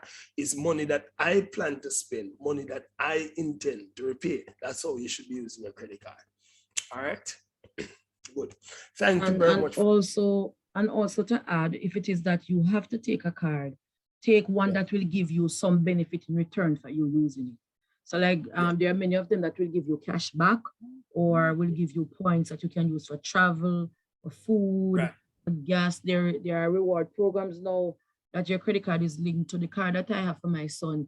When the points go to the back end of it, he can use it to buy grocery overseas. He can use it to do all sort of stuff because of the points that are being earned while you are spending. So always look for a card that gives you something in return. Excellent point. And I think we need to add that I don't know about the supermarkets or stores in Jamaica, but there are stores that have some rewards program that you get a card, and when you buy, each time you buy, the points go. And don't underestimate those. Those are powerful. You know, when the time comes, you know, make sure that you sign up to be a part of that. And for persons who travel, I think there are some credit cards that, you know, I think it could be the MasterCard in Jamaica. I think when you travel or you buy tickets with it, it, you know, accumulate a certain amount of points on there, which can go towards ticket in the future. Never underestimate these things. And I think there's another thing that we overlook into is the use of coupons. I don't see those in America, in UK, but when I was in America, those coupons could also help you. But then you have to balance it because a coupon can make you buy things that you never actually need. So make sure that you're not buying out of impulse, but you're quite calculating with what you're doing. All right. And if you buy online, you can accumulate coupons too as well. Because I've seen coupons available on some sites that I have made purchases on. So the next time you go to buy, you have a coupon ready, or in some cases you have points that can reduce the price for the commodity.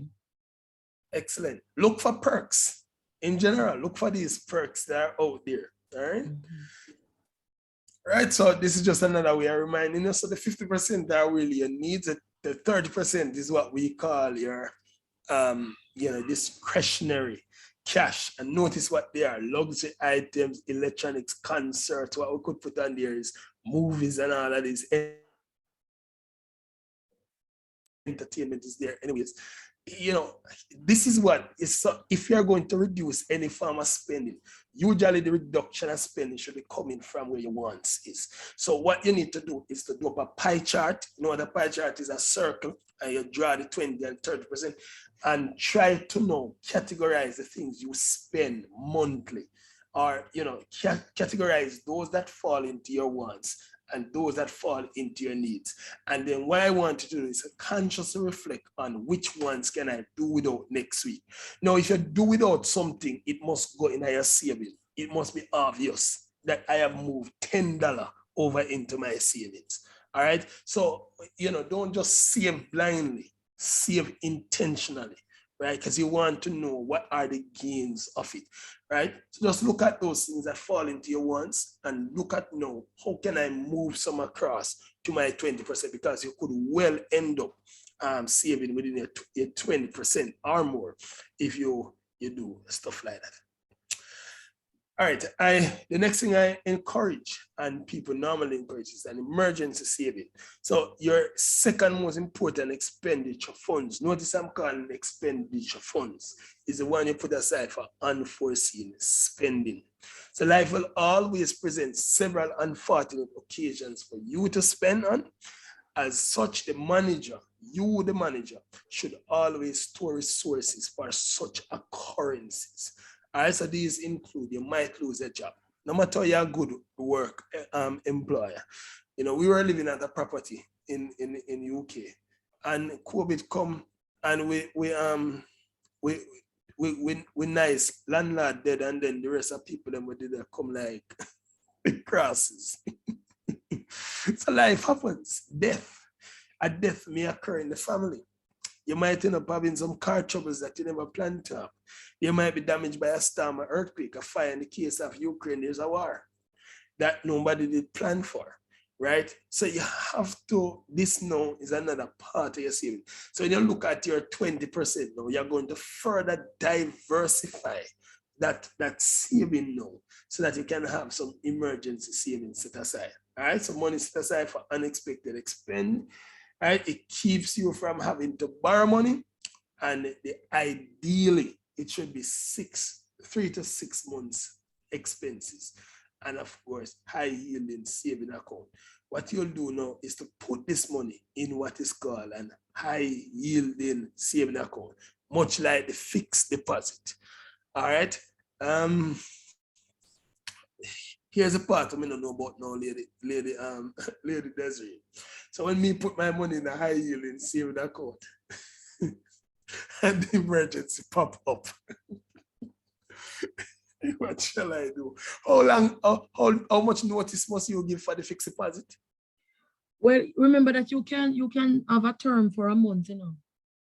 It starts with a month, then 3, I think a month, 3 months, then 6, and it goes higher.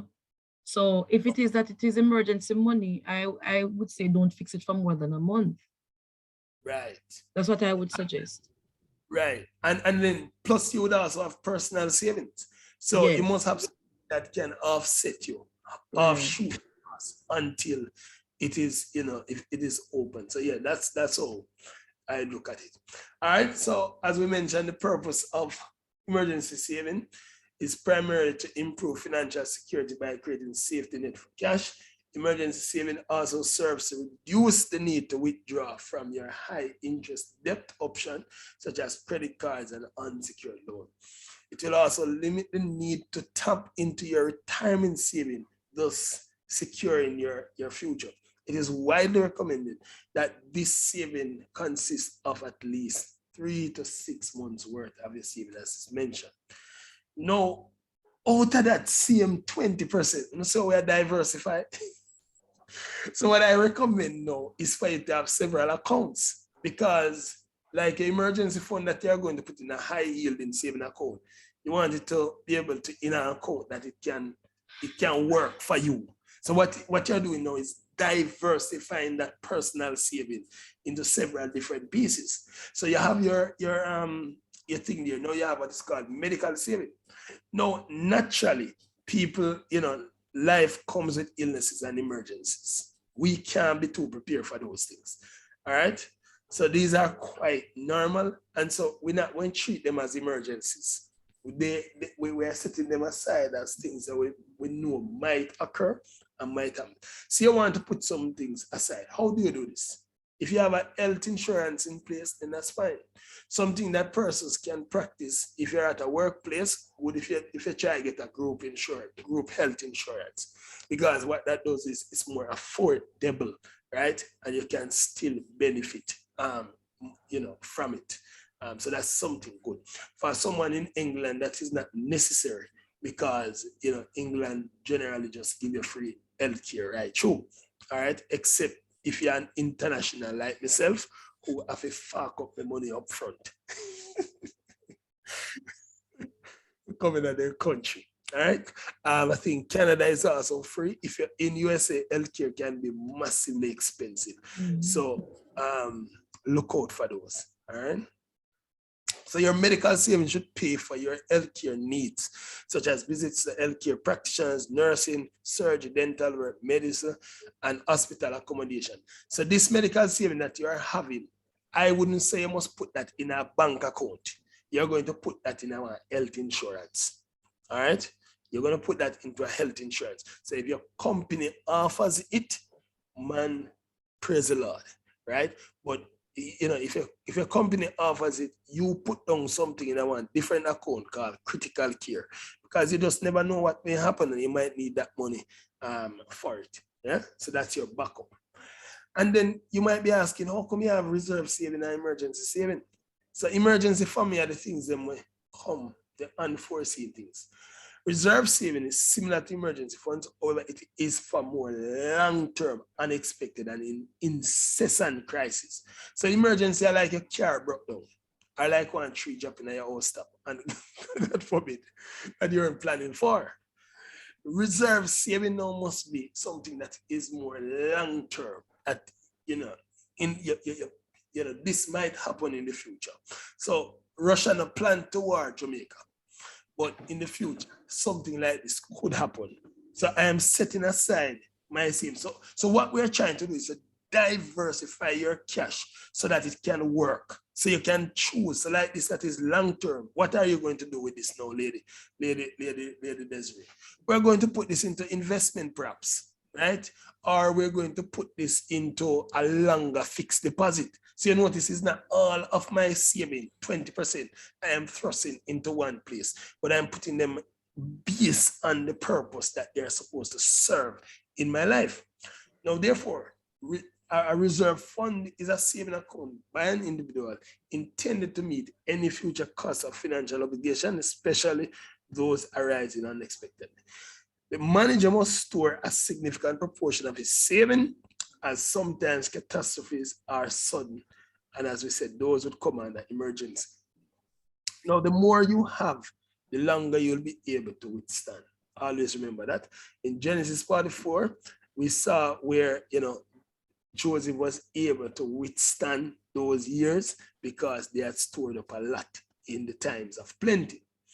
So they became the source of for the rest of the ancient world because of this wise decision. So become your tomorrow's answer by intentionally preparing for it today while you still have regular supply. You don't think you're going to always have your salary. One day, you're not even have to just get old. Something can just happen. You could just be that you get up and feel like go back to work. All right, here are some tips for millennials. So if you fall in anywhere in the year 1980 and above, them tips are especially for you. Live below your means. Avoid debt like a plague. Build up your savings, start investing, and do it consistently. Investing is not just doing something today because it sounds good or because you come to financial keys class. It's something you're going to know do consistently. And then here's what we did in the first class. Track your net worth and continue monitoring over time. So you must know if you're gaining each time. Am I growing in terms of my net worth? Net worth is one of the best measures of financial fitness. All right? Best measures.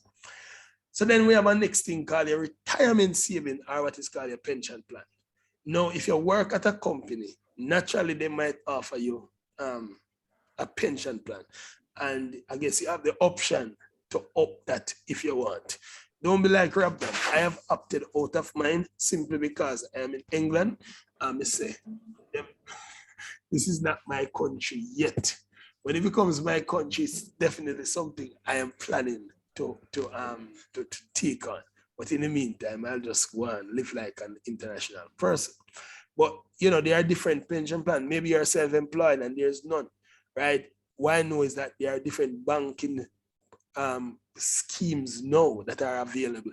Go talk with your financial person and see. And again, an important question is, how much can I put down so I can get this amount in the future? That is what we want. That is what I wanted to go and have as a discussion.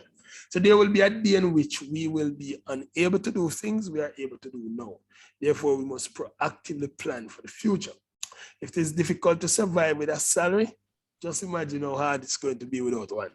All right? The writer of John encourages us to perform our task quickly, knowing that the night comes when we will not be able to do so. All right? We must quickly carry out the task assigned to us by the one who sent us. The night is coming and then no one can work. Some advisors recommend that you save up to 10 times your average working life salary by the time you retire. How on God earth you going to do that when you have so much expenditure to do? You have to increase your earning and you have to put that money into a money working system that is going to overturn it so that you're getting more into it. That is why retirement savings should be in a high yielding plan, right? So if your average salary is 30,000 now, you should aim for a pension pot of, this is UK, 30,000 pounds. You should aim for 300,000 pounds. That's how it is. Another top tip is that you should save 12.5% of your monthly salary. So you see, out of the 20%, lady Desiree, you see this? 12.5% of this, right, should be going towards a pension plan. 12.5. So you have some more maths to do. Yeah. 5 retirement rules of thumb. Plan for health care costs. Plan for it. As we age, naturally, illness come with age. All right? Expect to live longer. Some people think them are going dead just because they turn 60 or 65. Sometimes people live 30, 40 years after. Be prepared for inflation. That's something I looked at earlier. Position investments for growth, and don't withdraw too much from your savings. These are top tips. All right. Here's another thing as you prepare for your targeting, right? So we could look at it this way: 80% of your pre-retirement monthly income, right? That's something you could be trying to have in the end, or 90% of your pre-retirement. And again, you see that 12 times 25 is going to work out to give you that amount. All right. How to save for retirement with late start. So maybe you're on here, you say, boy, but I'm gone all already. What me I gonna do? So here are some things again. Open and make a maximum contribution. And this IRA is for USA, for people in the United States. But what if you're in Jamaica? I don't know what's your pension schemes that you have out there, Lady Desiree? What's a good one? Well, the thing is, I don't know about the external ones to NCB. Sorry, my neighbor is making a grand entrance. Sorry about the background noise. Right, that's what my son's, my 11-year-old calls it, a grand entrance. Right, so I know that for NCB, we have a plan for employees, and that's the one I'm on, and planning to increase my personal contribution. But then there's also a very good pension plan with our insurance subsidiary that I know works very well, and persons from any organization can become a contributor to that pension fund. So they offer pension funds, they offer pension plans for organizations and for individuals. But I can't speak to what is offered on the market, on the external market. I'm not sure. Honestly, I'm not sure. All right, so that's a research for you, Sir Cleon. I know that you can't wait for Mr. Government that Jamaica pension plan. Last time I checked, I have some colleagues who have retired, and it took them a long while to even get a tooth out of it. And when the tooths start come, the tooths don't make no sense. So, just go and research what is best. And I hope you realize that I'm letting you know that it is wise for everybody to start getting financial insight. Don't just sit down with it, just live life. Information is important. All right. So what I'm presenting to you is what I know, but there are persons out there who might be more informed in telling you specifically what works best for you. All right. So go and check those out. And make sure that you have adequate insurance, as I said, both health. You might want to consider car and house insurance just in case there's a fire. As Lady Desiree tell us a couple of weeks ago, make sure you pay off your debt before. Don't skimp on retirement savings to send your children to college, no matter you love them. Make them go and go work. Help them to develop good credit history so that they can borrow, and of course avoid extra risk in your portfolio. So at this time, now is not the time to put all your money in anything. So you're trying to gain extra. Then in that same division, you need to have what I call regular saving, and this is your everyday saving account intended to pay your expenses. So this is maybe the account where you get it paid now. So you should not have them other money in the same account where you get paid. That not spell 2 cents. Temptation will always be there to think you have enough to spend. All right. So what you need to do is keep this one strictly for paying all of the fees that you need to pay. You see, when it's zero up, you know you don't have none. So this is why I know one of the practice I have, Lady Desiree, is that from the moment I get paid, I treat my saving as my expenditure account that I must pay. Come have to pay 100% if I'm late. So I make sure I transfer the committed amount to that first, just like with everything. In fact, I set up a standing order. So, so I transfer just like all the others. Something persons can practice. So generally, this is the view as the most important. But the writers of this book, of this course, content, it is the least when compared to the others. All right. So how do I save more quickly? Reduce your expenditure, of course, demolish debt, save more, as mentioned. It is impractical to save more with less. I have said that right through.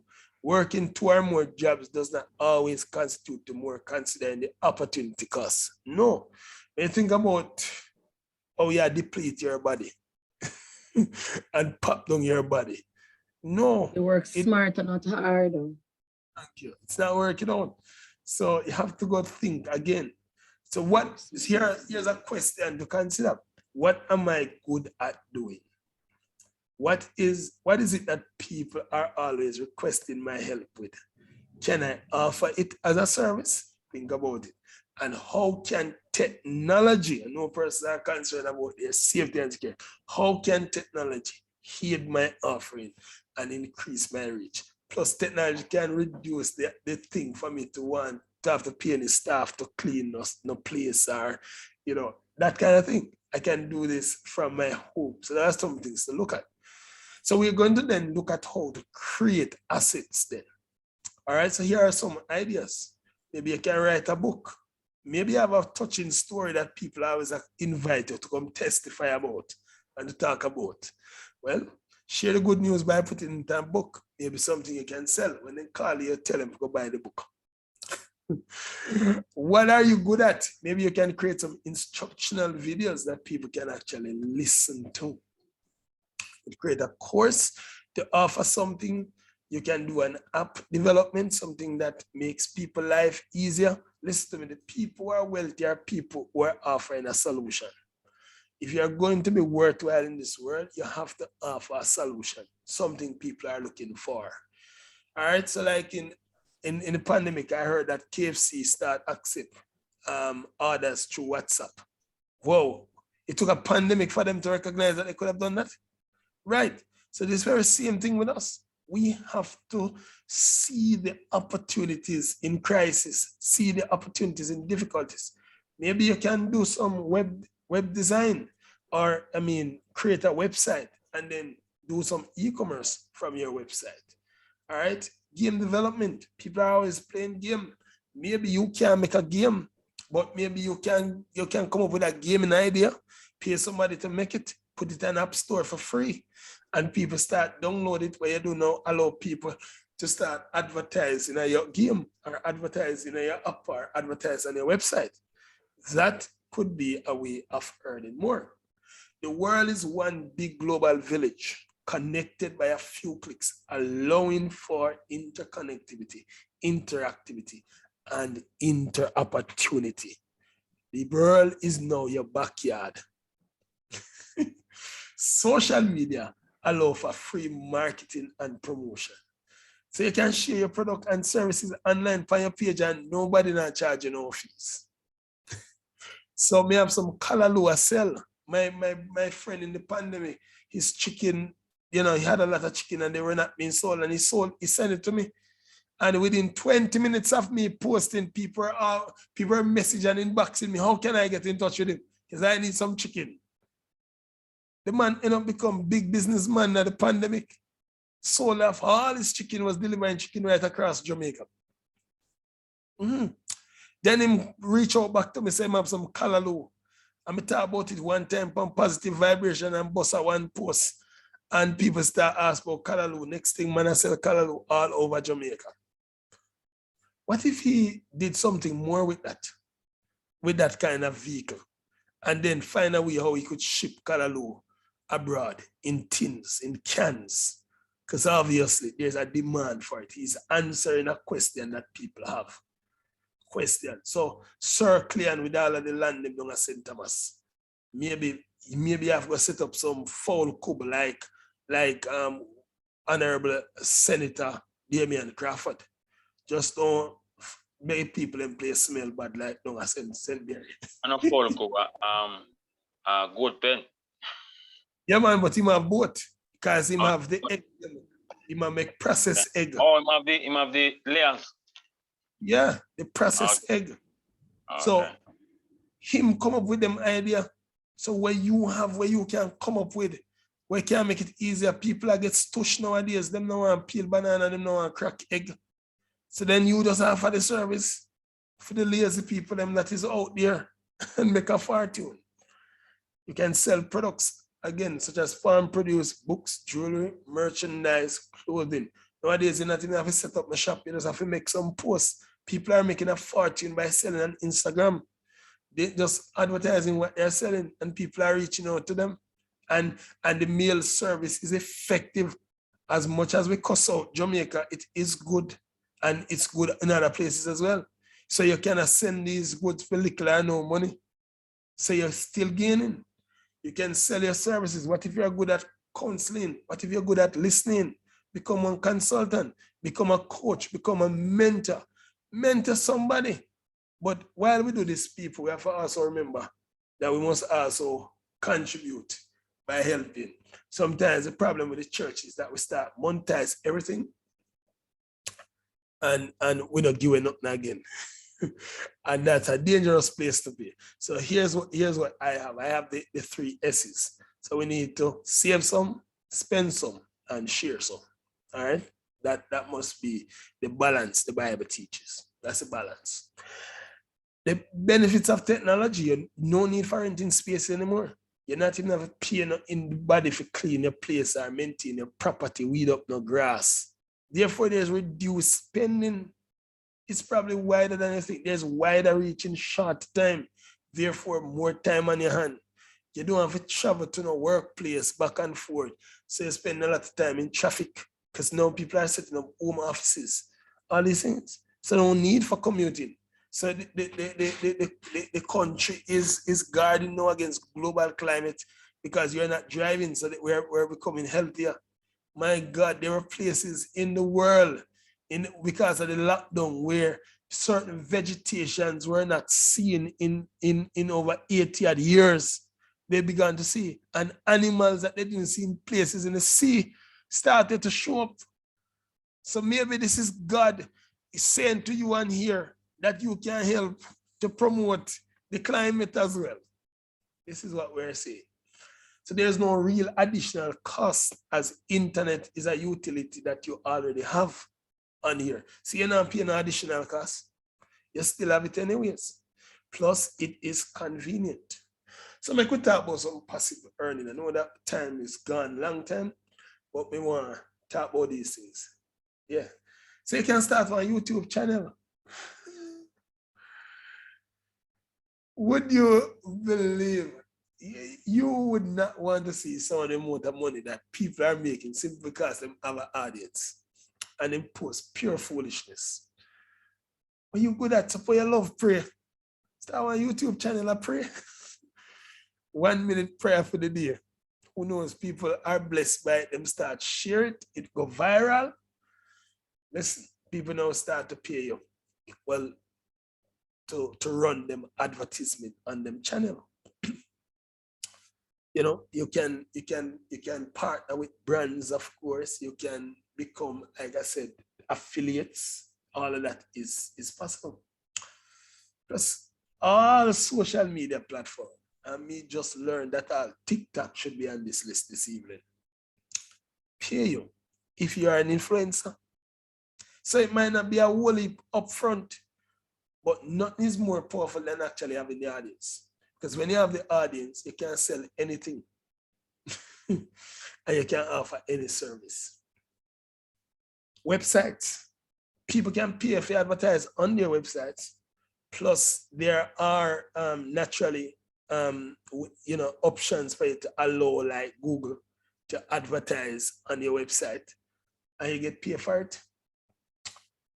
Once people have visited your website enough, You can do merchandise. You can do offer different services through your website. This is replacing having an office. As I mentioned again, affiliate marketing. As we start out by talking about podcasts, these are all options available. You can sell and advertise on your social media website. You can publish as a book. As I said, these are all passive income. You can advertise for people via your social media sites, even by your car. Can you drive go enough place? Someone give you money if you pay something for your car for a couple of days. All right. You can sell. There's an app right now where you can sell music, photo, and artwork. How you think you find picture of black people and white people when you type it on Google? You think you just upload? I sell them selling, you know? People just take photos because they're photogenic and sell them so people can have them to use. All right? So how to build your passive income? Listen, 9-to-5 income will fuel your side hustle. So think about it this way. You need a website, you'll get the money from your 9-to-5. But your side hustle will fuel your real estate. Because all this money that you're getting, and one thing you can do with it is to save it, invest it, and then guess what? Your real estate will eventually replace your 9-to-5 income. All right? Let me run along. You might say, but I'm not good with technology. I have something for you too. Do you have any extra land? If you do, that is Mr. Cleon. Are you renting it? Are you leasing it? Are you farming it? Are you rearing animals upon it? You're planting callaloo, catch crop? Lady Desiree, do you have any extra space? Can do some short-term renting? No, Rev, not yet. Good. You can start contemplate some Airbnb. All right, fine. Does your church have a kitchen hall? A kitchen or a hall?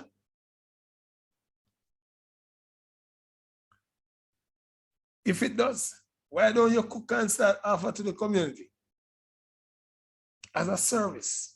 Just like that. Church make an income too. Do you have an extra car? Like Lady Desiree, so like, oh, God bless you, and your company has to carry your ride. I don't buy one extra car. If you're overseas, you could do Uber, you could do Lyft, you could do Bolt if you're in England. Jamaica now have a thing for meal delivery. People want to deliver from stores. These are all things that people are doing to gain somewhere. Next thing, do you have a nice lawn, a yard space? Could contemplate, start renting it for weddings, set it up nice, get some nice pretty flowers. People want to come take them picture right there, your yard side. And they have to pay your fortune to come take picture of your place. You can run some banquets in there. All right, the other part I'll add is, what are your gifts? There is brilliance in you. Just don't know it. So we're going to look at how we can monetize some of these gifts, and by gifts we're talking about your talents. Monetize your gifts and let your passion pay for a change. So many times you have been paying for your passion. Can't change it today and let your passion pay. So, can you sing? Are you that Lady Desiree?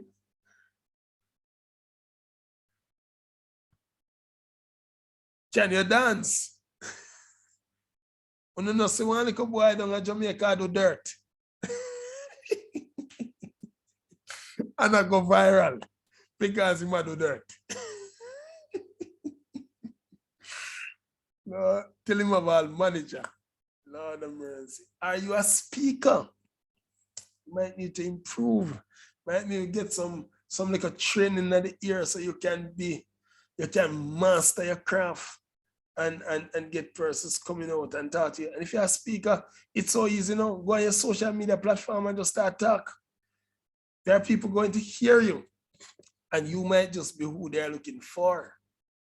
So there's just so many different ways to market and get yourself out there. What is it that people are always asking you to do? That's what I want to know. What are you just always just giving away voluntarily? This could be something that you're going to look at.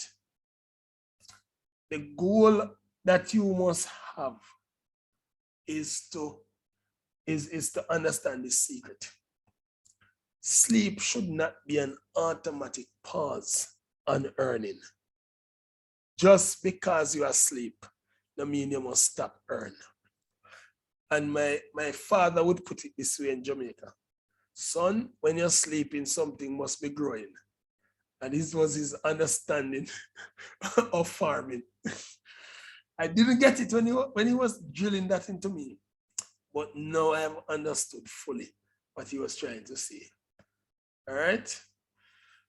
Leave these 5 C's of credit for you that you must think of. Capital, that's your own money that you're investing into your business. In this case, it might just be that you're going to start writing a book, so you have to invest some money. Collateral is an asset you pledge to back a loan. Condition is the market analysis of the trends of the industry that you might be thinking of. Character is a credit behavior based on indicators like your credit report, score, and payment history. These 5 C's are important as you start thinking about saving more. The capacity is your financial ability to pay the lender back. Compare your income to your expenses. Bear these in your mind as you get ready to step up in your life. So my homework for you. You're going to write a plan for increasing your earning. And you must provide answers to questions like, what is this plan? Who is my target audience? How will I promote this plan that I have? But I also want for you to go and have a discourse, dialogue with a financial institution this week. And just explore, not just one, maybe 2 or 3. Do some work. Remember the sluggard. You know, God not like the sluggard. He wants people who are hardworking, industrious. So now that it is summer, you're actually getting money now. Want you to go to the banks, go to some financial end and just hear what they have. Ask your question and get ready to take some steps as you work towards financial freedom. I will leave this one with you by Warren Buffett. Do not save what is left after spending, but spend what is left after saving. So we're going to change how we save. We're saving first, and then we pay bills after. Changing the culture. With that said, the Lord bless you. Any questions? I see a hand. Hand up. The hands are cleared. No, it was there. It was there from. Okay. All right, cool. All right, any feedback, any thought, anything? Did we do justice? It was a good class again. Thank you so much. I really learned a lot, and it's just really putting so many things into perspective for me. This class is very timely, very, very timely. And so I just really want to say a big thank you for taking the time out to develop this program so as to be able to help so many of us, and the reach is very far because each of us, I think, represents a ripple on the big ocean of life, and we will impact so many other lives because of what we're learning here. And there's just one thing that we have been encouraged to do over time. Not many of us are able to do it because of one thing or the other. But if it is that you get a salary increase, it's usually encouraged that you invest that amount of money because you were living without it before. So the fact that you're now getting it means that you should be able, operative word, should be able to invest it or at least a part of it. Yeah. Thank you, Rev. Not just that, good point you're making. Gifts as well. So you get some monetary gifts that you don't have to spend it. You don't have to spend it. You can, treat it as gathering. If you notice, there's a scripture, I don't remember it word for word right now. But you get abundance by, diligently putting your little together. So it's those little that becomes much in the end. And we don't know, say Jamaican people did say, let me say again. I remember the word. I don't remember the word, but yeah, they have a thing. How Make they- them One make a one cocoa full basket. yeah, man. Make We them make make a a muckle. Yes. And one cocoa full basket. Yeah, right. So let's take that approach, persons, and let's see if we can get to financial freedom. I think we're all on the road. I have been on the road. I'm pushing. I'm pushing. That's something I personally desire for myself. And these are principles I have been practicing myself. And I tell you the truth, as I've seen the difference.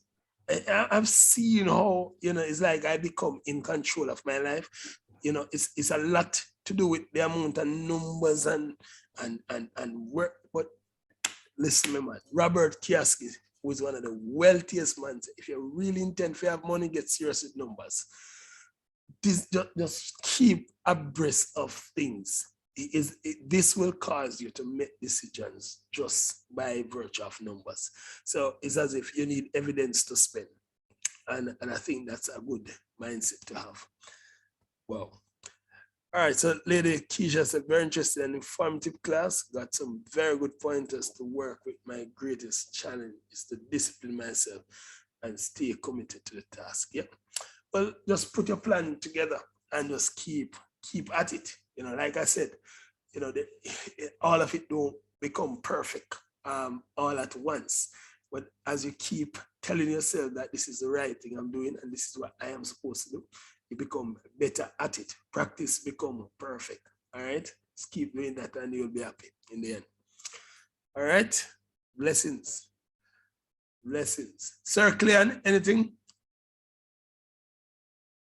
No, everything that is said is only for me just to take the time just to observe it. I'm a person who learn better by looking over, and evaluating. Yeah. So and what I'm recognizing is that when I actually go back and look on the recordings, I'm catching a lot of stuff, even in terms of theologically, application and how things fit together. Because sometimes one of the problems that we have as Christians is that our Christian life is disjointed in terms of how we understand the scripture and how they are applied. And sometimes it look like God is not really cohesive in what he's doing, but it's just how the information is coming to us, So when we really sit down and really pay attention to everything synchronized, we see how well it works and apply it to our lives. Yeah. Excellent. And I'm grateful for that still, because one of the things I recognize with the courses that I do with your institution is that you always see how practical it applies when you really take the time out to put it in place, right? And I'm a practical person, and I like that. So I just want to commend you for that still. Thank you. Blessings. Yeah. Blessings. All right, that's it. Lady Desiree, you're praying for us tonight. Okay, it's today for me. It's still light outside. It's what minutes to 4.